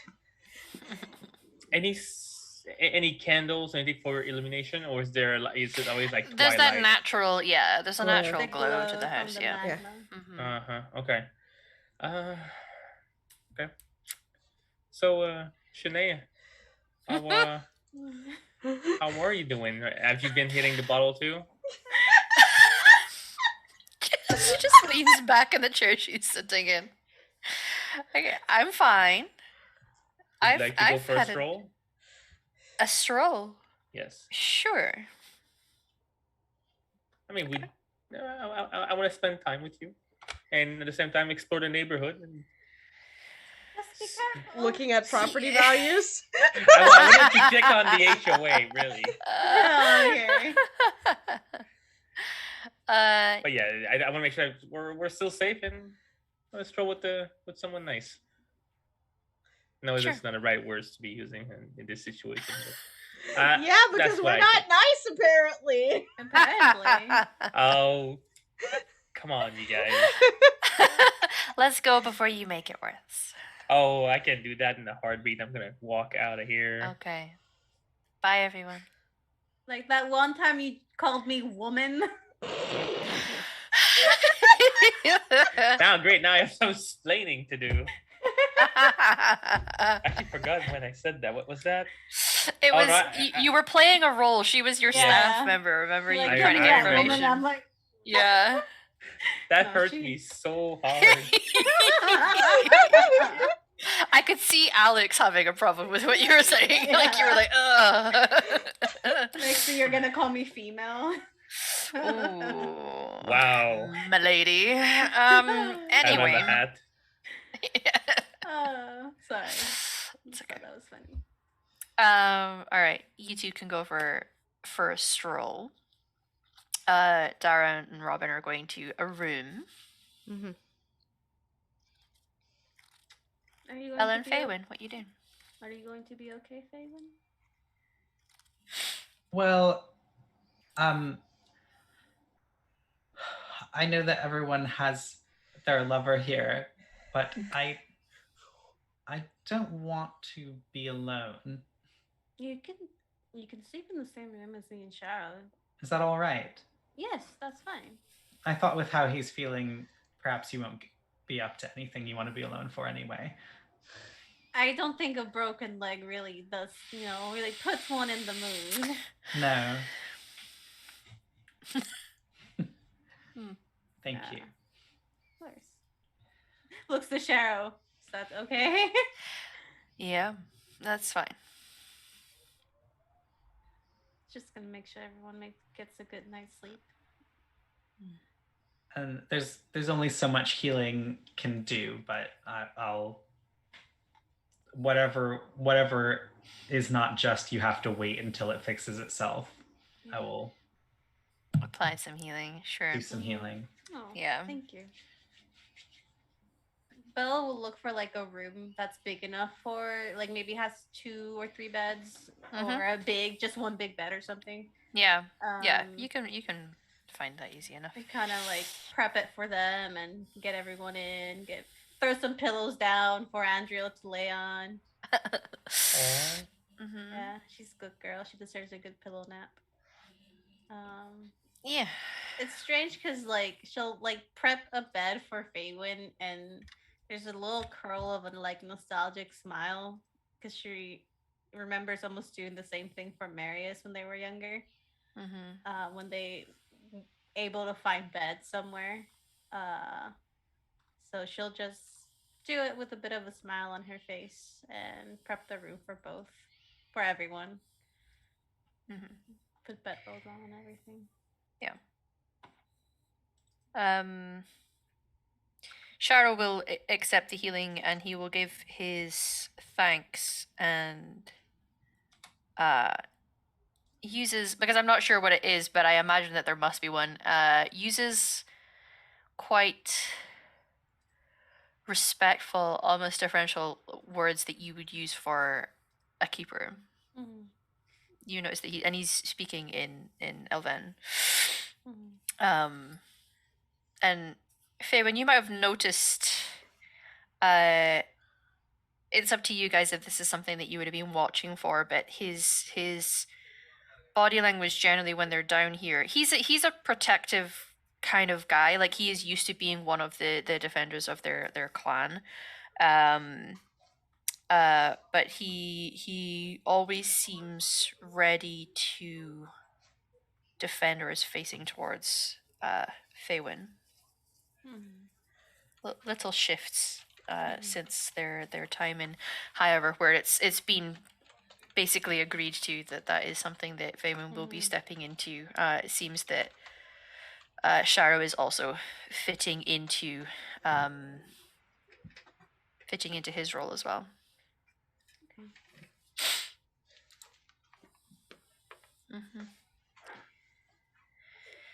So, you guys are able to take a rest. Arlen, Yes. you and your girl are going for a walk. Is there anywhere in particular that you're going, or things that you're doing, or things you'd like to say? Just wanted to circle the neighborhood to just see if we're truly alone. I want to make sure that not gonna get any surprises from the other group as well. Yeah. If you're sticking to this area in particular, you can do a roll for that. Like I say, there are other regions, because this is big enough to be a city. It's not like it's just a town or a small village. This is a big place. But you can be in this immediate area, this neighborhood around you. Do a perception check, your choice of which sense you're using. I mean, I definitely want to use smelling, but I know that's not. 13 not for right now. Unseeing, okay. You don't pick up on anything unusual. You do notice at one part slight movement and signs of life in that there are droppings. It looks like there are some the name of them has fallen out of my head. Deep Stalkers. Deep Stalkers, for those of you who don't play Dragon Age, are almost like lizard type Or like what like raptors actually are meant to look like. Velociraptors like little, like chicken sized, with the long tail and the little weird faces that deep stalkers have. If you haven't, feel free to go and Google what a deep stalker looks like in Dragon Age. You can see a few of them sort of like scurry away as you come to a certain area. They are our natural dwellers in the deeps of Thedas. So Okay. I'll make sure to yeah. close the doors whenever we get back in because I don't want them inside. No, they're not so happy when you get them in larger numbers. They have what's effectively pack tactics. But yeah, so you see that there are some that have taken up a home down here, it seems. Okay. But yeah, that's trying to think of what really... would I'd probably be talking to Shanae about coming and visiting my people. Even though it seems like it's a time of great danger because of the wormhole that's in the sky. Under normal circumstances, it'd be a great place to visit. I'll be a little bit cold. I don't mind the cold. You should see sometimes the big roaring fire that we start in our dining halls. It can become very sweaty in there, so just be aware. Well, you may enter with a few pelts on your back, but they're not gonna stay. Understood. Are they accepting of city elves? Since I don't know the world that much on my side, I don't know if many elves would go up there. No. It's not. It's not really somewhere that elves would go and live.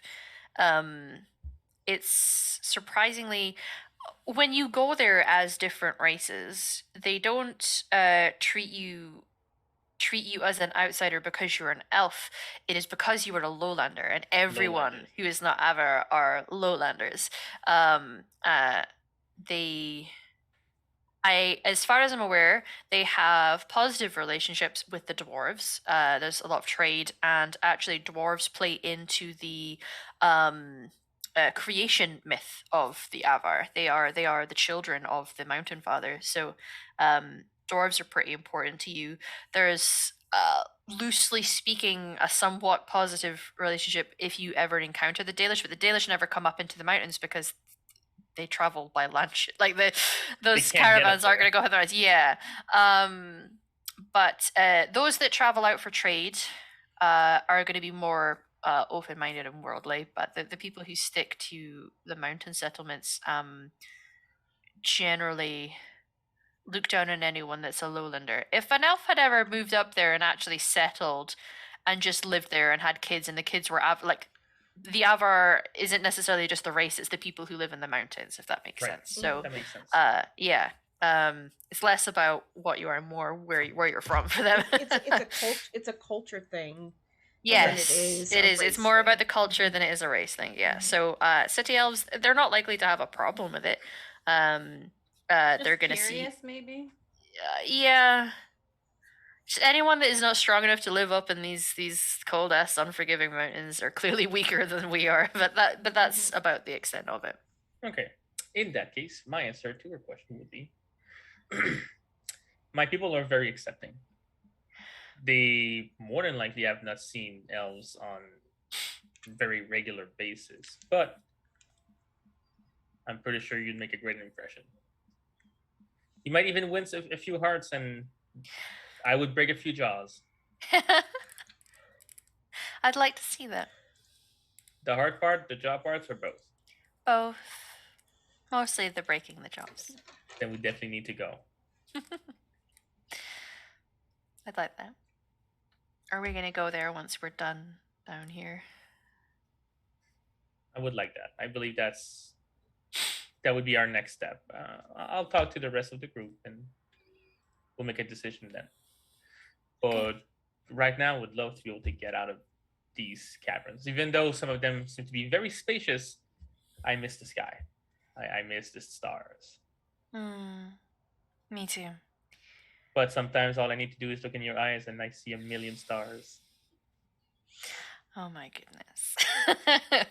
And she laughs in the, oh, you big idiot, but she's grinning. Like, she clearly enjoyed what you just said, so.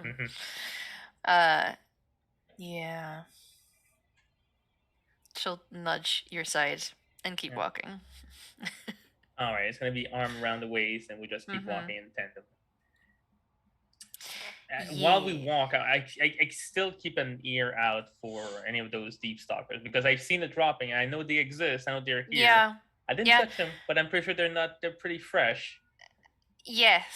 So and they're you saw some movement. Like they're definitely deep stalkers around. But they're not for being seen. They're the kind of creature that is gonna scurry if you are near them. Unless they decide it's time to attack, in which case you might get swarmed. So they're like Tusken Raiders from Star Wars. They will run away, but they'll come back with greater numbers. Yeah, with about 50 of them, and then all try to. Yeah. I don't want that. No. So, seeing that we're by ourselves, that there's no one else. Yeah. No humanoid here, like the other party. I'm gonna make my way back home. Okay. And I'll make sure to close down all the doors, all the windows, that the outside can't get in without making any ruckus. Okay. Very good. All right. For those of us that are trying to rest, you will be getting a rest. Is anyone doing anything other than just going to sleep? Should we do rounds to... should we have a watch? That's probably a good idea. Yeah, absolutely. All right, I'll do first watch since I'm already outside doing stuff. And I'll do last. Well, I'll do second to last. You can do last. Yeah, it's that way I can get like the most sleep since we started sleeping, and I am your guide, so I need the most sleep, uninterrupted sleep. That's fair. I'll go wake up Feywin when it's time, of course. Okay. Yeah. By the way, while walking, I didn't see any kind of not fountain, but it's for water. It's the thing with the pump. You probably would have seen a well. Yeah. Right, a well. Thank you. If so, I would like to pump some water if there's any kind of buckets and bring that back, so that we have like somehow maybe some fresh water. Yeah, you guys between you and Sinead, you'll be able to get the 3 buckets, obviously. So, you can get three buckets of water in and just kind of sit it in the central area. You guys are all staying in various bedrooms, and whoever's on watch, I imagine, is in the central area. Yes. That makes sense. Okay. So that we can have a tea, coffee. Yeah. Wash ourselves. Some of us are stinky. Excuse me, we had wet wipes. We have wet wipes. Yes, have you seen my size? One wipe is not going to be enough. You're not supposed to wipe your Just get the important thing. bits. It's just supposed to be your crotch, your pits and armpits, bits, and the undertits. Like, that's all we can. Yeah.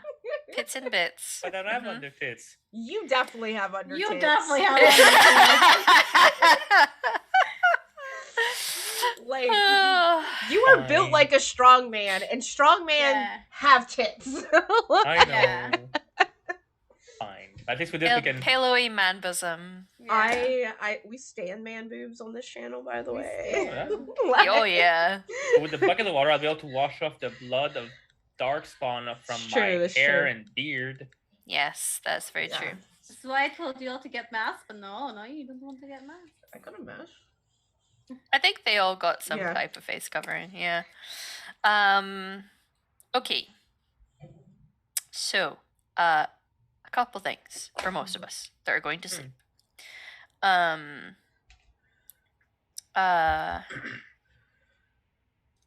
You will notice Sharo's gonna have a hard time getting to sleep just because sleeping on a stone bed when you have a really sore leg is. She put down no comfortable way. Yeah, he'll need some sort of support under the leg. Yeah. Again, trying to sleep with a leg injury is a nightmare because there's no comfortable way of trying to position it. So you find a comfortable place for him eventually, just to kind of create some sort of cushion. Yeah, if there's old pillows or stuff like that, yeah, or anything that you can put under the linen closet. Yeah. Donate my fancy pillow. Oh, thank you. So much. I imagine there's quite a few fancy pillows down here. This is a rich house. This is Um, Faywin's particularly fancy pillows. this is his very special The one thing stolen I've out of that stolen. one noble. Yeah. It's more special coming from Faywin. Yeah, he's looking after his master craftsman. Yeah. But yes, you he'll have a tough time just initially getting to sleep because without painkillers it's a chore. Give him some elf. Yeah, he might need to take some alpha actually. Dara isn't feeling good, so there's definitely a restless sleep for Dara. Got the clamminess. So Dara's a bit clammy and restless. Even when he does manage to get sleep, he's a bit restless through his sleep. And Faywin, when you do manage to drift into your own sleep, you, and perhaps the first time in quite a while, although it's not unheard of, this is where you often communicate with your friend, as this is where they live in the Fate. So you have an interesting experience going to sleep as a mage, because mages in this world have a connection to dreamscapes that are different to all other people's. Dwarves do not dream. They are not connected to the Fate at all, because that is where dreams come from. The rest of the races of Thedas will dream, and they'll have visions and what seems like a memory or vague awarenesses that they are connecting to the Fate when they sleep. But mages can physically exist in a way, certainly in a spiritual form, if you will, in the Fate when they dream. So you do have that experience, but it seems being surrounded by this much lyrium is just like amped that up to 11. And you're seeing the Fade really quite clearly as soon as you drift off, and you're aware that you're sleeping.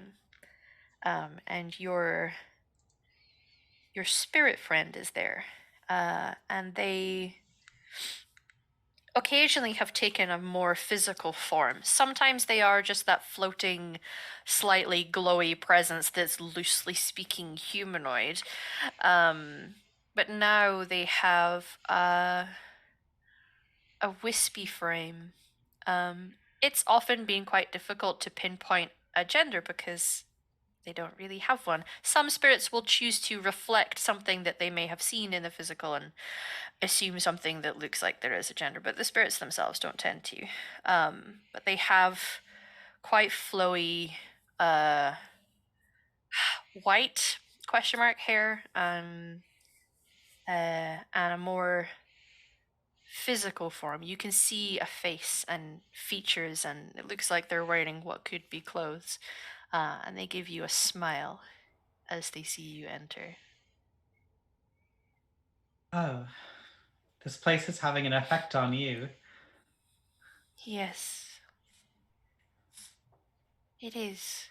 It's unusual here. Do you like it? Yes and no. I feel the power from the lyrium, but there is something here I do not like. Is it that thing that is making us feel strange? Yes. Is it? Do you know what it is? No. I do not think it truly knows what it is. Do you think it could be a demon? No. It is something which has been here before, though. but it was not born of here. Strange. Darkspawn. Like, Possibly. Something like it. I'm so not strange sure. that we could feel it. I do not feel comfortable around it. But I like the lyrium. It's pretty.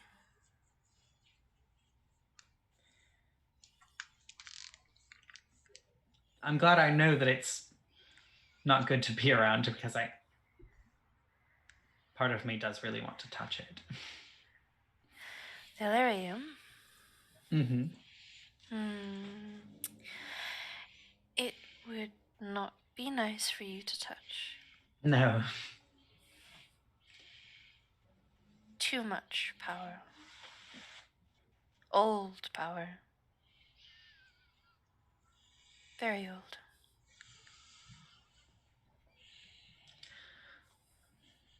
Well, we won't linger here. But I am curious. I'm curious to know what that thing is. Yes, I am curious too. I like to learn things. It's so different to have experiences firsthand and not just read about them. It's frightening, but I prefer it.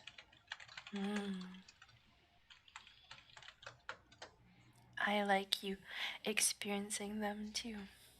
I have gotten to see many exciting things. Yes. There are still things that I have only imagined. Yes. That I would like to do.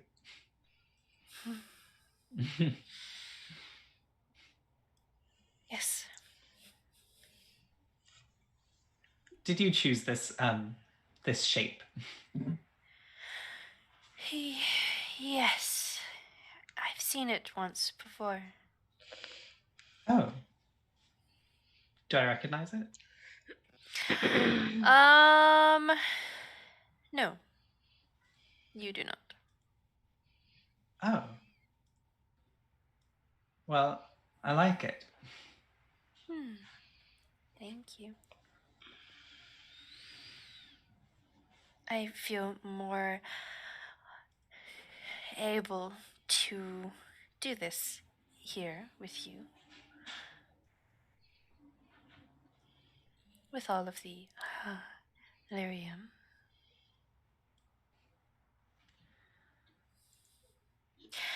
Its song has changed.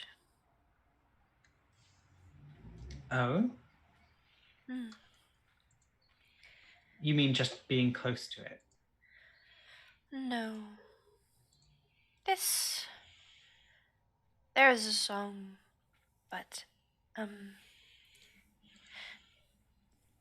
something has changed it recently. I'm not sure how to describe recent to you. Our sense of time is different, muddled. You say the lyrium here it feels different than other lyrium. Yes, all lyrium. Hard to sense. We've been places where it has felt different, but you couldn't see it. It's far underground. Oh, I see.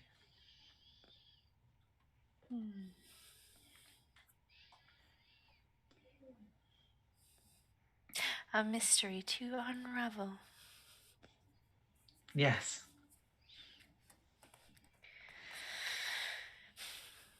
Your ears cannot hear the song, though, which is sad. It's quite pretty. Like tinkling bells. Wow. perhaps when I'm above ground where I belong and traveling the world, we can find a place that's where it's not too far below us. And you can hear it again. All right. I like that. I feel like soon it might not be below ground for much longer. What do you mean? Like it might grow upward? I don't know. I think so.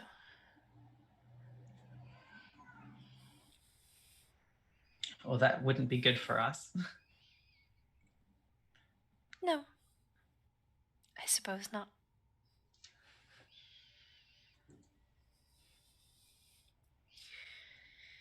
Are we sending a dream to anyone today? As much as I would like to, I think I should reserve my resources down here. That last fight was no joke. Yes. Not pleasant. One of your friends is not. Wow! I'm gonna let There's the another monster in. spirit Anyone that's touch come to. It's a victory yell. I think we need to have a kitty cam. Come in. Yeah.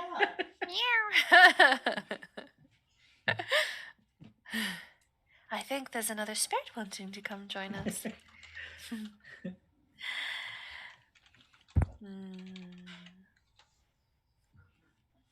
You should look after your friends. Some are not doing so well. Yes. Oh.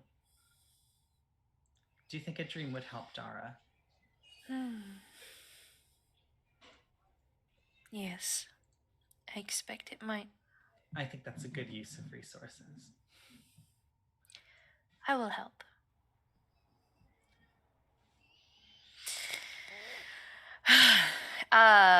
If you are going to try and cast it, I will let you roll twice and take the highest, as your spirit friend is helping you. Okay. So, that's the cast spell roll. Yes, casting And I the have to get spell, and it's the target number, yes, you have to Cool. go over the target number. which is massive for this one. Hey, I Yeah. hit it on the first try. Fantastic. Nice, good job. Yep, good job. Yes, you send through a dream to Dara. What will he be dreaming of tonight? This will be a wide open space dream of herding Hala across like one of those high plateaus. Nice. Yeah. Beautiful. Very good. All right. Eventually you will be getting woken up. So you are maybe mid-conversation where you suddenly come to consciousness and you're aware that you are not there and with your friend. But everyone's watches are going to go relatively uneventfully. Beyond perhaps hearing the skittering, it has now been pointed out to you guys that there are some deep stalkers down here, which you all may have encountered because they don't just live in the deep roads. Some of them live in caves and cavernous spaces, so you may have encountered them if you've ever been in a cave in anywhere in Thedas. But you will be able to achieve a long rest. For those of you who still had some healing or mana to regain, after a long rest, it is 10 plus a d6 plus your HP or plus your con or plus your mana, whichever.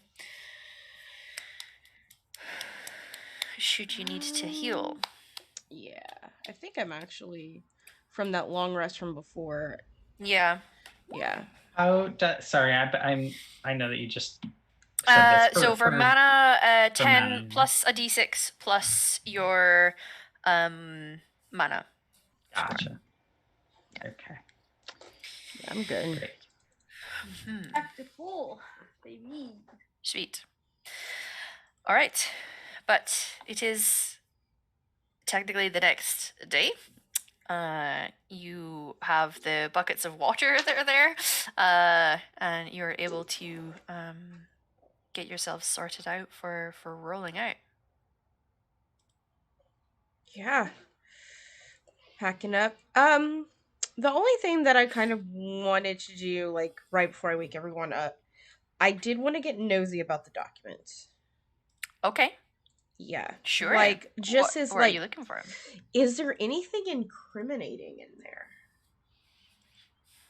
Particularly about the family he might have married into. You can roll an investigation, so searching. Searching, yeah. Uh obviously the family that he has married into might not necessarily have lived down here Right. at that time. This is quite a long time ago, these Mhm. records. But you can certainly roll for anything incriminating. I'm gonna use my auto success. Oh, nice. You find that there is an estate in another of the tags that you believe to be abandoned, because there is only really the 3 in Thedas that are still around. That was gained through blackmail, effectively. And yeah, illegitimately gained, actually, and From it what came with family? something that provided, well, no, not the family, not the Oh. family that he has married into. Yeah. But they were blackmailed from another family. I'll send you details. I don't have them off the top of my head right now. It's not like my family. No, but it does suggest that something which, when they gained it, gained them a decent amount of wealth, suggests that a decent chunk of the wealth that they have and their station was gained illegitimately. Gotcha. Wow. Oh, like it's quite deeply hidden, and it's tricky to kind of find, and it's perhaps some letters that have been kept, but it's not part of the main write-up. So yeah, I'm gonna like fold that out and put that in my personal effects. Yeah, I'm gonna put incriminating documents. Gotcha. Yeah. So yes, you find that everyone else is able to rise and get themselves ready for the day. Well, are we gonna go check out that hum? How'd everyone sleep? Let's go look at. I want to go see what it is. All right. Be careful, everyone. Of course. Yeah, let's. Is the entire group coming with? Is it everyone, or are we leaving people at the house? Well, how are the elf daddies feeling? Well, one elf daddy is better. A night's rest seems to have helped. There's still a bit of a limp there, but he's already gearing up. Like it's not in his nature to just sort of like kick back, lay back, wait and see what's happening. Like he is always on. And certainly when you're somewhere where it's a case of keeping people safe, there's just that instinct is just always there. So he looks ready to go regardless of what you guys decide to do with him. But he's ready to go. Hey. But there's a bit of a limp there. Dara's not looking too hot. No. I'm worried about Dara. Yeah, me too. Yeah, I think maybe because we're not going far, we can come back. If the boys want to, and by boys I mean our boys, want to wait here with Finch, maybe that way we can just kind of go in, take a peek, come back, and it'll just give you all some time to rest up. Like Dara, you look like you could have some of this. The broth is old, but there's enough salt in it that it's fine. We can have that warmed up for you, and you just sip on it and have some elk fruit. You look like you need some. Yeah. Yeah. Sure. And then yeah, we'll come we get can- you. We'll come get you when we're ready to go. So we're just gonna peek, right? We're just gonna peek, right, guys? We're just gonna see if we. And then we're just gonna get going. No big deal. In and out. In and out. Yeah. In and out. We'll come back and get y'all. Yeah. Okay. Sure. So 2 elf daddies are staying here. Is Sinead staying here? They I might mean, need they need some someone to protection, chaperone yeah. them all. Of course. I mean, they have Finch. Sure. I don't think Finch could be the chaperone. Yeah, they need Shanae. Yeah. Okay. So our entourage are staying back. Core Yeah. party, we are venturing forward. Yeah. Okay. So you can either all just kind of progress through the city to this downward area. You can try to follow Faywin like some sort of divining rod, if you want. I mean, I would follow Faywin. He Yeah. seems to know what's up. Yeah. Yeah. In Faywin we trust. Faywin, we Uh-huh. trust. Trust. Okay. When Alright. we're just out of hearing range, though, to the rest of them, Mm-hmm. I just wanna get close to Robin. Robin, without trespassing on any privacy, I'd like to know, did you happen to look Dara over on his body? Always.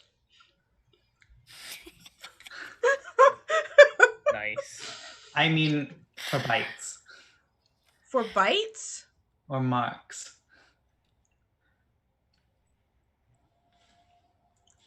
Darkspawn bites.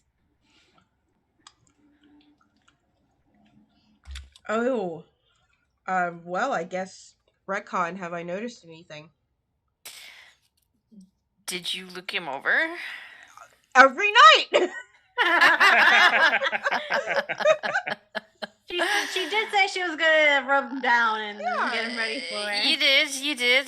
I guess you can do what would be the checking someone over for their health? Searching. Healing. Mm. Cunning. It is a cunning roll. Cunning roll. Mm. Yeah, I didn't know shit. He seemed fine. He was clammy, but He was that clammy. can come about for a lot of things. Yeah. Yeah. He was clammy, but he's been sort of clammy since we've gotten down here. He's just not adapted well to the deep roads. He has Understand seems that. to be the one who's most physically been affected Other than from the- being The underground. dog, yeah. Yeah. Mm-hmm. Andrew, listen. Should I I haven't checked for bites. Should I be checking him for bites? Well, I'm not sure how close. He was right up in the faces of those things. Yeah. And I'm concerned he woke up feeling just as bad as he was when he went to sleep. So it wouldn't hurt just to Yeah, when we get back, give him a look. I'll give him a thorough investigation. Thanks, Faven. I'll even have you assist me if you know what you're looking for. He wouldn't mind being felt up by both of us. I know this for a fact. He enjoys True. attention. He enjoys attention of all kinds. It's quite true. Mhm. All right. Well, I'll try to get a sense of the directional tug. Okay.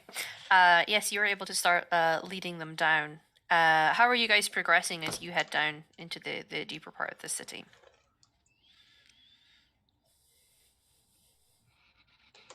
You mean like marching order? Are we marching order? Are we looking out for specific things? Are we trying to do it quietly? Are we like what is our general method of approaching this? I think in general we're always quiet in the deep roads when we approach stuff. Oh yes. Yeah. Marching order, I assume it's Faywin ahead.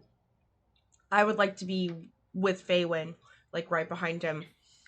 Mm-hmm. As far as the marching order goes, so I Okay. can close down the march. Yeah, I mean the streets here are wide enough that you don't necessarily have to be single file unless you Mhm. wish to be. That's fine. Okay. Roll stealth checks if we are going quietly. Mm-hmm. Stealth will be in. Dexterity. dexterity. Oh, yeah. Good luck. Wow. Okay. Okay. Not terrible. All right. Let me just.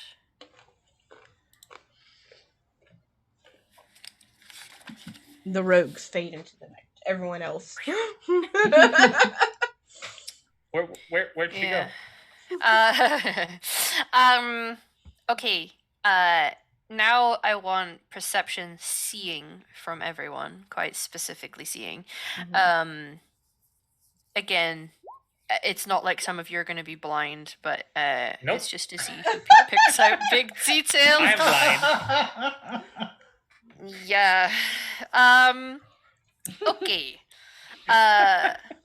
Everyone progressing. but Arlen. We feel like we are being quiet and stealthy. As you start to get into the deeper parts, you see an area of the city that has opened up slightly.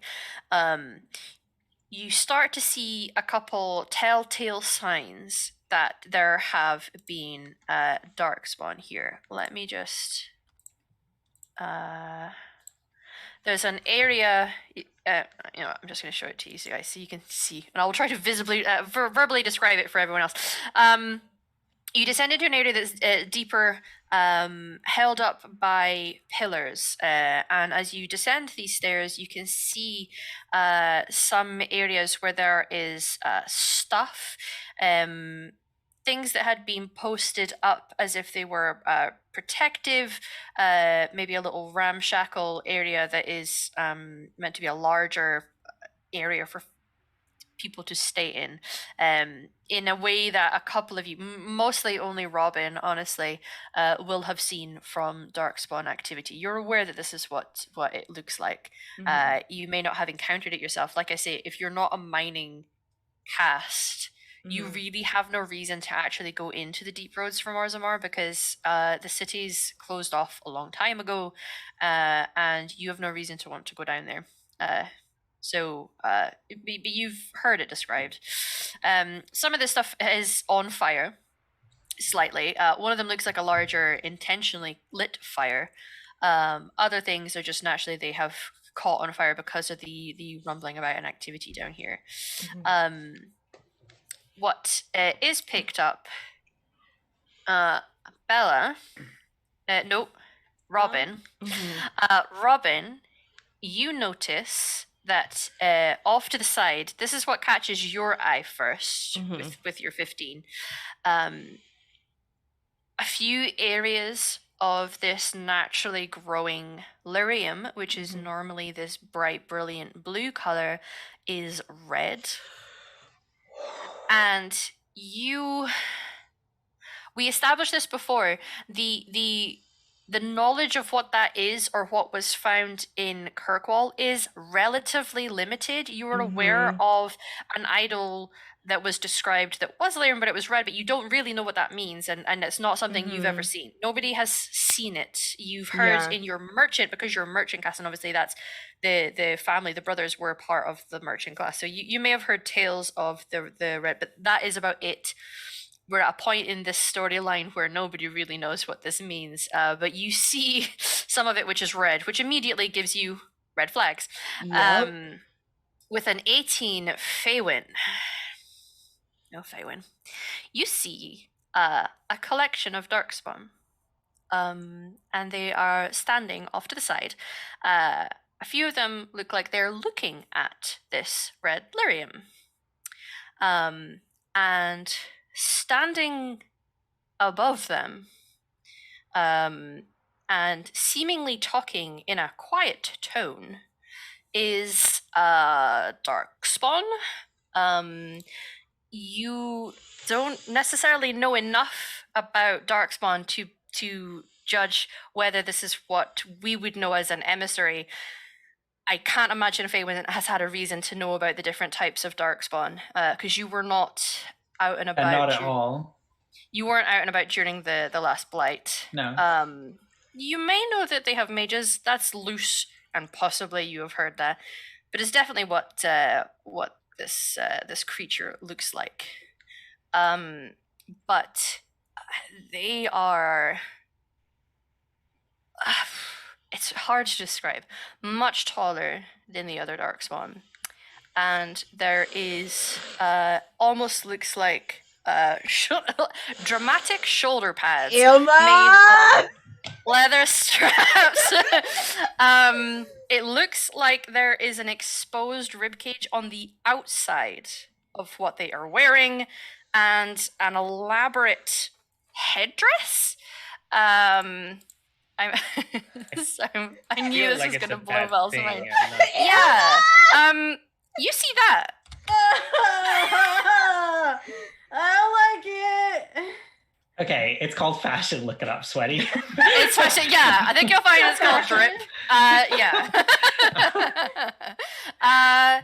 To those who are watching, some of you may recognize the verbal description, but for any Dragon Age fans out there, yes, I am describing the architect. But you don't necessarily know that that's who that is or what that is. You notice that before anyone else has noticed it with your 18. Everyone else will slowly start to catch up, certainly if you do the what people naturally would and start to flap a little and, draw people's attention to. I'll like hold my hand out to like do not move. At the side of this, Bella's gonna quickly make a hand motion to like we're leaving. Yeah, no, we're leaving.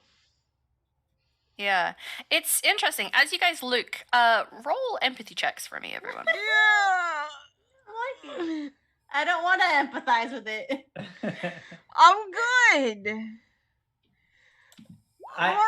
Shit. Maybe I do want to empathize with it. I am terrified, but also this is my type. This is your listen.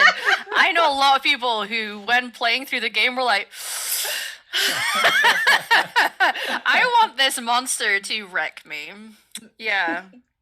This is definitely, they're the same people. There's a direct correlation. It is a circle, not a Venn diagram, of people who enjoy Pyramid Head and people who enjoyed the Architect. Just saying. Oh, man. It's a circle, not a Venn diagram. Okay, Oh, most of us here. Arlen, you're maybe just having a general, the fuck is that?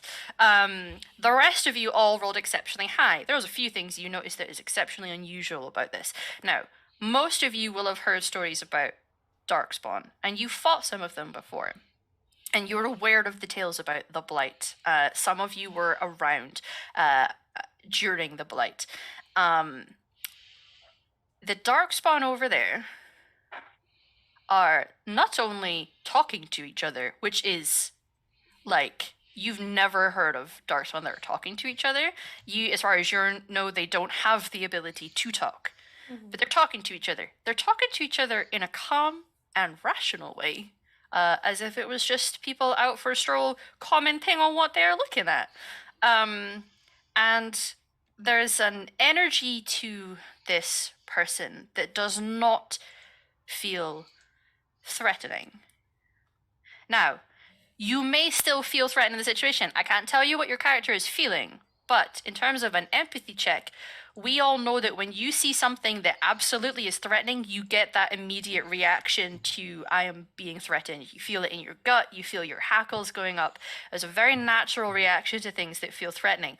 There's something about it that is unusually calm.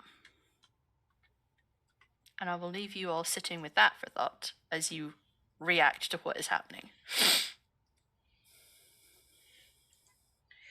You So see are it we extend actually? an unnaturally long finger Ah, to the red lyrium, like it's tracing a line down, not touching it, but like tracing down it and saying something in a quiet whisper. You're far enough away, I imagine, that you can't hear the whispering going on, but you're aware that they are communicating. We need to. so are we currently walking away from this, or are we still standing? I'm still kind of looking very curiously, like without, like, just like peering over. Can't really, and I'm just like, yes, we need to go, but at the same time, I'm trying to absorb as much information into my memory about this moment before I am pried away from it. Yeah. You'll also be pleased to know that the perception was above 2 of your stealth checks, so there is a point at which you see this entity kind of look over vaguely in your direction, Duck. tilt ahead curiously, and then almost do a beckoning motion with their long, unnaturally long fingered hand. It's up to you if you still want to boost, but yeah, he rolled above your stealth checks. Not everyone's, but He knows I'm there. Isn't like he sees them or acting in an aggressive kind of way, beckoned you over. Again, you are free to GTFO should you wish, but First yeah. instinct was to say as Bill's like, I'd rather not. Thank you for the invitation, but I'll have to turn you down. Nope. Is Faywin having some gay panic right now? Or maybe it's just Freddy. I'm trying to find the line between me yeah. Are we within a space where they can hear us speaking, or do we have to shout? You'd have to speak of a volume where they can hear you. If you were to be whispering, you imagine that they would be aware that you were making a sound, but not discern what was being said, because they have been speaking and you have not heard what they have been saying. Yeah. You're aware that they're speaking, so that gives you some idea about the thing. I will say the interesting thing is that the darkspawn that you've seen have all been gnarly, gross-looking monstrosities, and wearing this haphazard, crudely made armors and what have you. This person has a grace to their movement, and the headdress. It's a big. It's fashion. Gothic. Yeah, there's a morbid gothic beauty to the appearance of this creature. So Bella will step forward. Oh. Please. Listen, I don't know who the architect is. I don't know. I just know it's scary. I'm just doing what my character would. We are sorry to interrupt you. We were just leaving.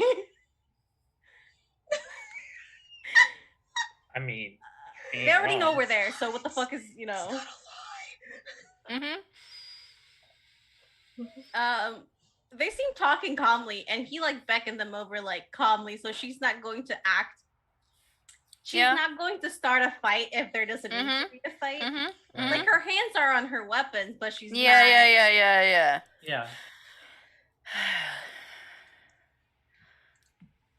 Do you not feel you have to rush away? Well, as you see, we are very confused as to your presence. I am confused as to your presence. That is fair.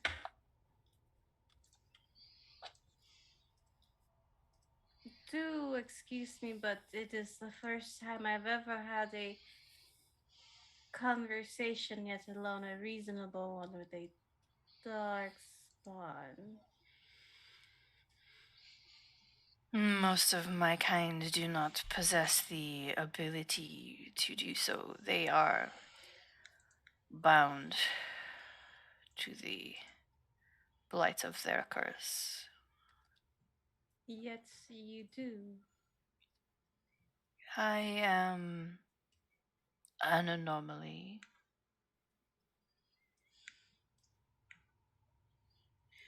Ask how many anomalies there are. I can see that.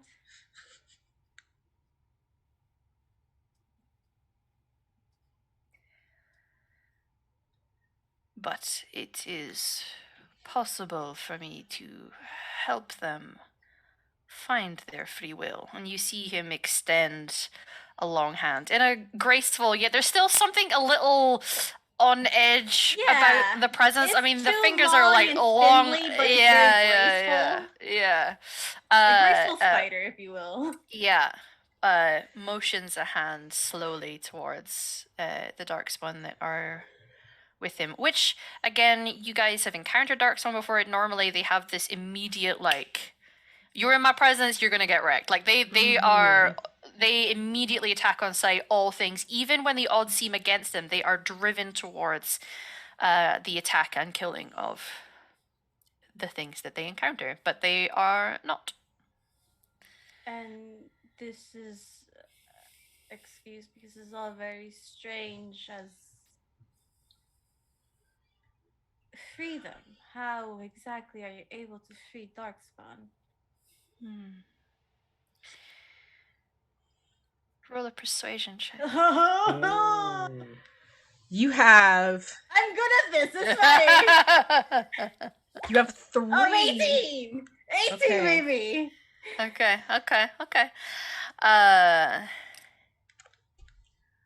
I have a ritual which breaks them from the call. The call. All of my kinds are driven to seek out and then corrupt the old gods.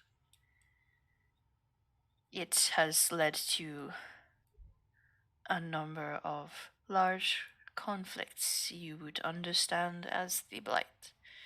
Yes. They're driven to do so. It is not their will, they are compelled, and I can free them from it. You can cure the blight. No, not exactly. I wish for the conflict to stop. Why must so many of my kind and so many of your kind die senselessly for this?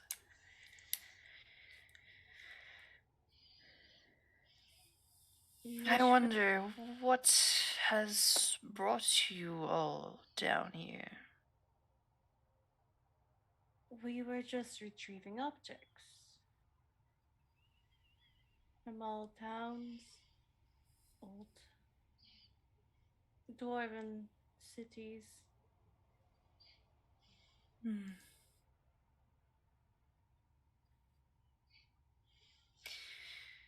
I see. None of you wear the markers of the Grey Wardens. No.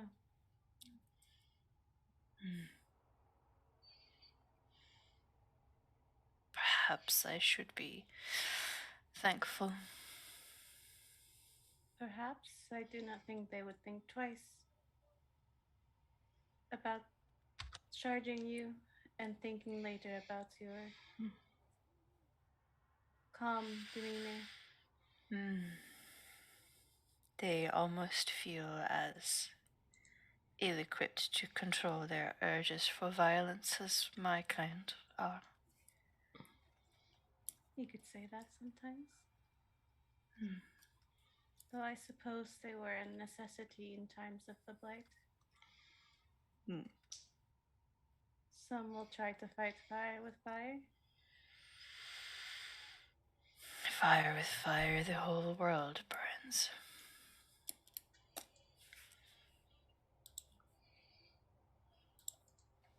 It would be burning anyways.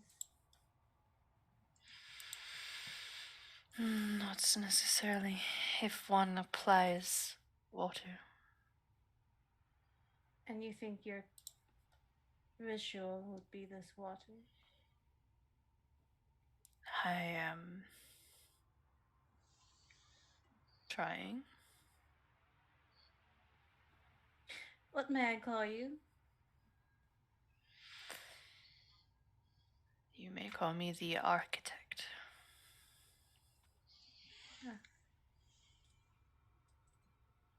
Seems a very important title.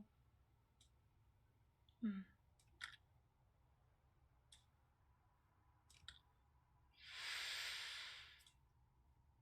What shall I call you? You can call me Red. Hmm.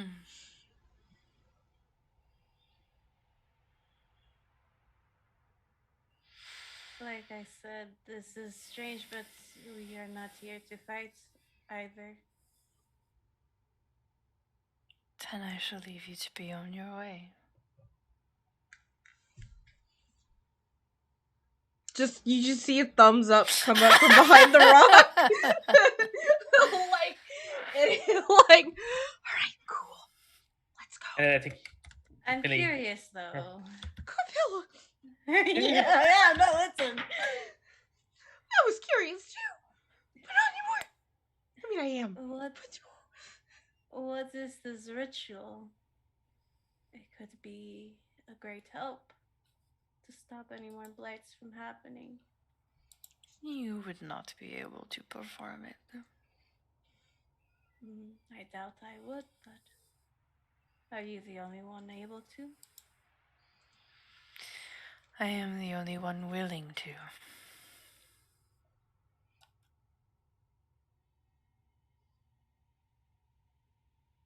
Why?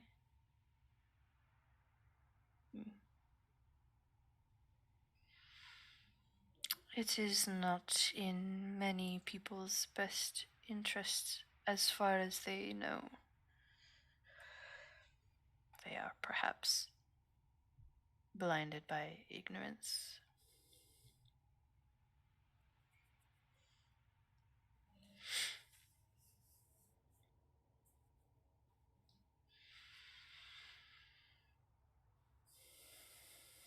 It could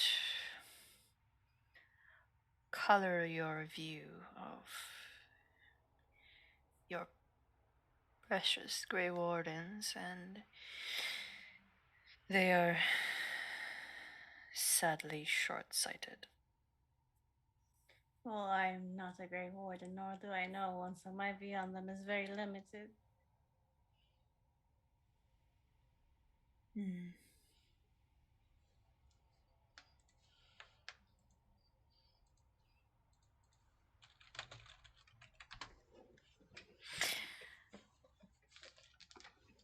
I see. All that I know is that I'm standing talking to a darkspawn named the Architect, who is willing to help create something to stop further blights. Yes. You are.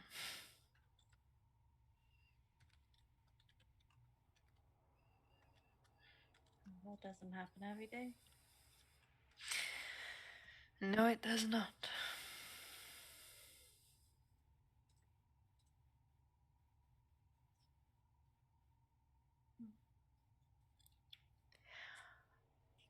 You can roll another persuasion check. You got this. I'm so scared. It's 17. Okay. It is a mirror to the joining ritual of your Grey Wardens.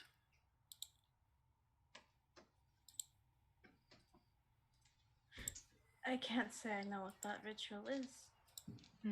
They keep it very guarded. Yes, they do. I expect they fear what the public might think.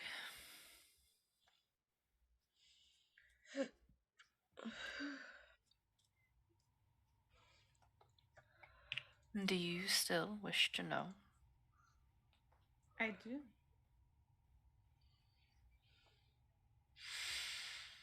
What do you plan on doing with this knowledge? I don't know. Not yet. I know that it is a key to stopping great atrocities that have kept happening years after years that have wrecked the lives of many of mine and your kind. I know it is apparently now a different path to a different future. Yes. I suspect the future of your world is on a knife's edge now. You see him look towards the red lyrium. The joining ritual sees a potential Grey Warden drink of Darkspawn blood. They take the blight into themselves that they might sense us, be resistant to certain things. Would it not just turn them?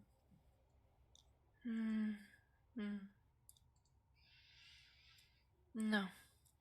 Many die in the process of this ritual, but those that survive become Grey Wardens.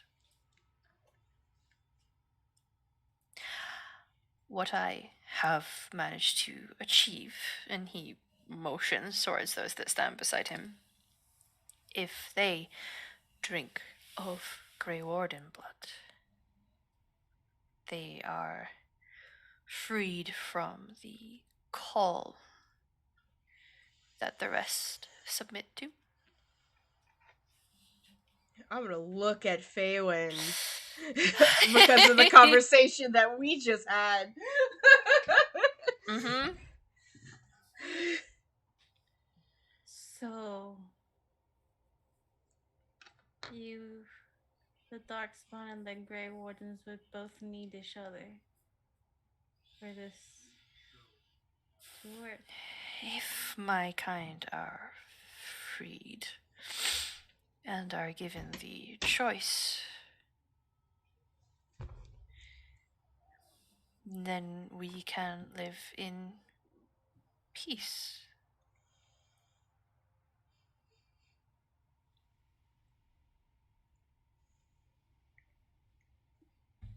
Would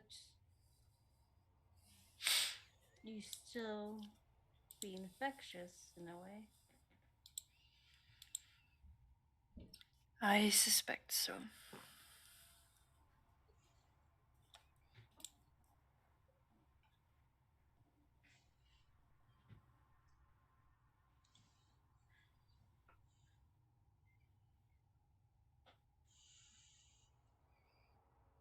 Huh. But you would be free. Yes. You would be people again. Of a sort. But we have always been people. They just cannot help their nature.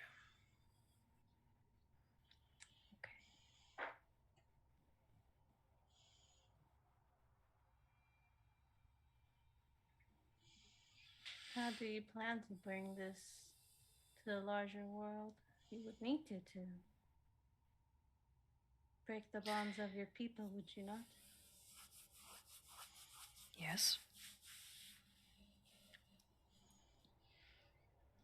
I do not know yet.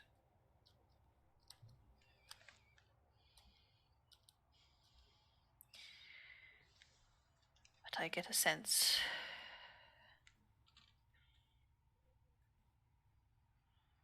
it may be easier than I thought.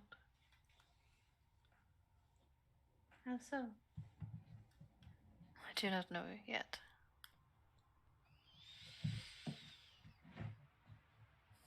I am trying to make sense of some things.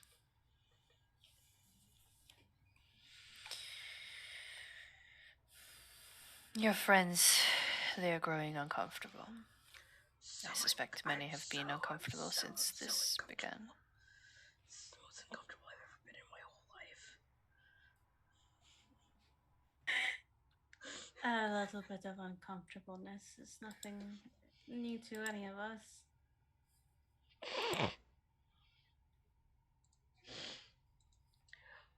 Well, stands up. Thank you so much for your answers. We're just gonna leave you to go now. We appreciate you, your architectness. Good luck in your endeavors and the speed. And I'm just gonna whoop.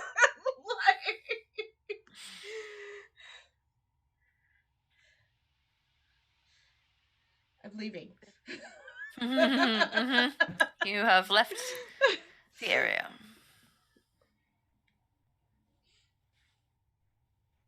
I wish you luck in your endeavors, Red.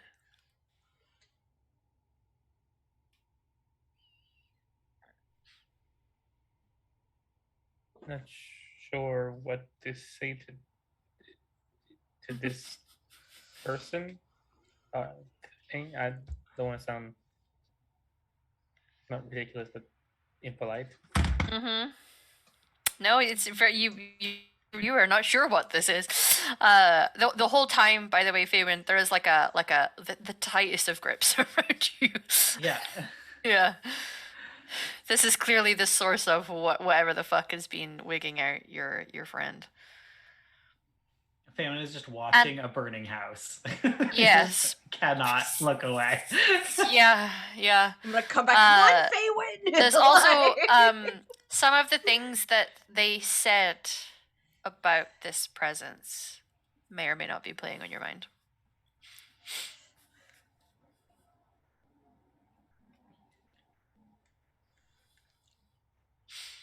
Bella, come, we need to go. I'm going. She's just kind of being the last one to trail out. Mm-hmm. He'll just watch you all.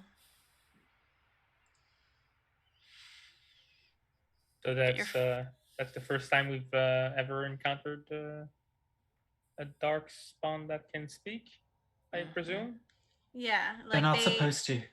They're not supposed. They're not supposed to talk or have any rational thought other than fighting. Do you think maybe it's a Grey Warden? Since they take the Darkspawn blood, maybe. No, that was a Darkspawn. Oh, Faywin? okay. Let's go get our friends and let's get out of here. We're leaving now. Yes. Oh yeah, kidding. See you later.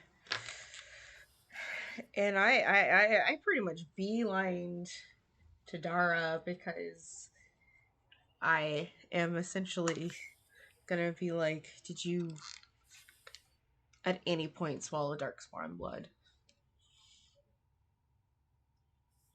I don't think so. Are you sure? I don't know. Are you sure?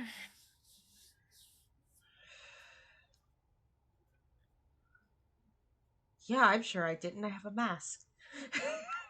I think we all like got masks before we left. Like we made sure we all had masks and like goggles.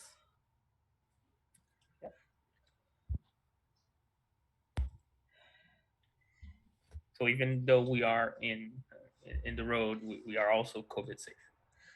Yeah. And we have gloves too. It's great. We have wet wipes. We have wet wipes. It's great. You and your wet wipes. Mhm. If you feel anything, you need to let me or Faywin know. Do you understand? If something changes in you, because we just met a talking darkspawn that said some things that makes me worried for you. For me. Yeah, if he swallowed darkspawn blood. Why? Apparently that's how Grey Wardens are made. But also how darkspawns are made.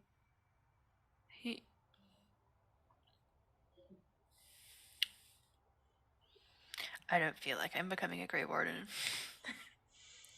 Do you feel like you're becoming a darkspawn? How does that feel? I don't know. Probably. I think we should find a Grey Warden and find out. Yeah. I think the moment that we talk about this will be locked up. Or they're gonna... They could try. Okay. I kind of don't want to be underground anymore. Yeah. Let's leave. We've got everything we need. We can go. Yeah. Okay.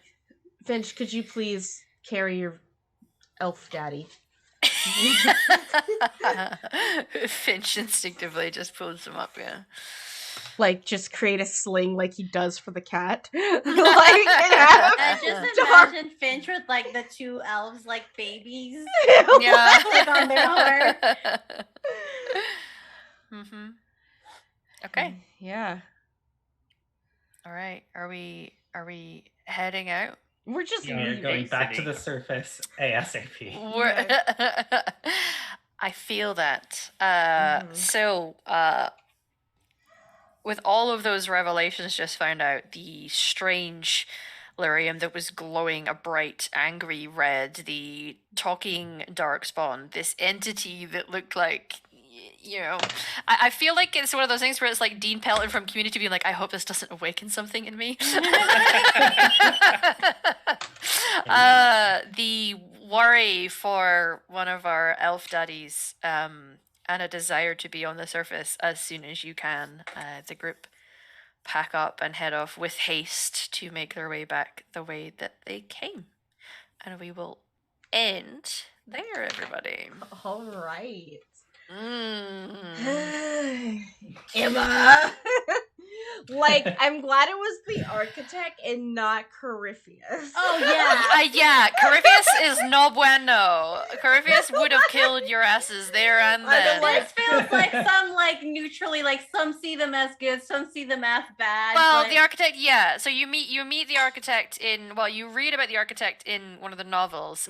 His original plan wasn't that great, but you meet him in Awakening, which is an expansion of the first game, and yeah, he wants to end blights by doing a joining ritual of Darkspawn. But what you learn in the game, which you guys aren't going to necessarily know, you've no reason to know this, what you learn in the game is that he was trying to find... So... says that this is what his plan was. Everyone thinks it's bullshit because the old god he happened to find was the one that he used to worship. Yeah. Convenient. Yeah, but he... coincidentally. Just coincidentally. Yeah, I'm sure there's nothing in that. And it only caused the 5th blight. It caused the 5th blight. Found the dragon when I know I'm going to do a joining ritual to the dragon to then stop it feeling compelled to go and start the blight. But all he really did was infect it and it started the 5th blight. But he is Priest of Earthemiel, the architect. He was one of the the original Magister Sidereal, he is one of the 7 men who went into the Golden City, went to go to the seat of the Maker and found it empty. Found the Black City and became the first Darkspawn. He is one of 7 who were the first ever Darkspawn. So he's like ancient. He's He's an ancient Tevinter. ancient Tevinter Magister. Yeah, so he was once a mortal man, a mage of Tevinter, went into heaven, got corrupted, started the first ever blights, and they have been Went to him to said, fucking "This shit up. bitch empty, yeet." This bitch empty. Yeet. Exactly. That's kind of Corypheus's shtick. Yeah. But Corypheus has memories. The architect has no memory of who they were, apparently. And definitely didn't know the dragon there. Yeah, apparently. Anyway, well, everyone, thank you for coming and showing up for our first stream of the year. Definitely not the last stream. We have, first of all, 11 episodes left of this show, as we do this on episode 5. And so tomorrow you can actually find me on someone else's channel. I'm gonna be at Nat One Heroes playing a hobgoblin barbarian. So I'm very excited. We'll be playing Rime of the Frost Maiden, so I'm super excited because I never get to play official modules. So I'm here for it. It's a really fun one. Yeah. So that's where you can find me next. That I think that it'll be 5:00 PST, 8:00 EST, or something around that time. Just follow me if you're on my Twitter, you'll be able to know. As far as the channel itself, we will be back here with Dragon Age. It's the only show going on until mid-January, where we shall return with 2 new shows. On Fridays, we will have a actual play of Heartbeats in Perfect Sync. So if you're a fan of The World Ends With You and Persona and any of those like teenage rebel video games, this is what this game is sort of based off of. Super excited for that. And then on Saturday nights, when this is done, we are premiering our Defiant game that doesn't have a name yet. I have decided that I am playing a dragon, so nice. I'm very excited for that. But that's what's going on in the channel soon. For more information, follow me on the Twitters or join our Discord to see those announcements. And everyone else, where can we find you on the internet? What are you doing in the next 7 days? What's happening? Alrighty, I believe it starts with me. Yes, sir. I'm not messing this up again this time. You can find me on the Twitterverse at _Gambit. One day I'll change it for just the Gambit once I get a chance. You can find me here next week to freak out and leave the caves of, what was the name of the road again? The Deep Roads. The Deep Roads. Road. Yes. Can't wait to You know those get out of roads here. that are deep? They're under the ground. Oh, that's where they are. Okay, I thought like they were going up in the sky. But yes, I'll see you guys next week, right here. Nice. Hi everyone. My name's Satan, or less a vamp on the internet, and I play Bella here. Or Red now apparently. I usually have a few games. I have one Sunday mornings over at the Hobgoblin, but we'll be taking a break tomorrow, so there's not gonna be any games. And that's my only other game that I do streaming right now. So look at that. I don't have anything other than this game right now. Look at that. Just me. Nice. I am Freddie, and I am at His Majesty on Twitter and at Lewd Alfred on Instagram. I was just checking, I do actually have a stream coming up, but next you'll definitely get to see me here on Saturday, but on Monday the 17th, I'm going to be running a one-shot D&D game for my friend Anya Keister on her channel. And it's really fun. It's a one-shot that I've been wanting to write for a long time, based on real historical events. based very loosely. We'll say inspired by historical, which is the premise being a brothel on a floating barge gets raided by the police and you have to defend it. I love it. Amazing. Amazing. Cab. Interesting. Yeah. That sounds awesome. I love watching when you're on Anya's channel. It's always fun. And D&D sounds exciting. Hi everyone, it's me, Emma, humbly on the internet. You can find me here on Saturdays running for these lovely people. We've finished our Masks game on Friday, where you normally see me here, but we will be back for season 2 eventually, which is really exciting. And that's all for just now. Yeah. There's one thing maybe in the works, but I'm waiting to hear about that. But yes, that's it for me. All right. And with that, we are going to go raid Niku Senpai. He is an amazing artist. It looks like he's drawing some Cloud Strife right now. And, you know, we always stand Final Fantasy VII in this channel. And so with that, we will see you next week. Bye.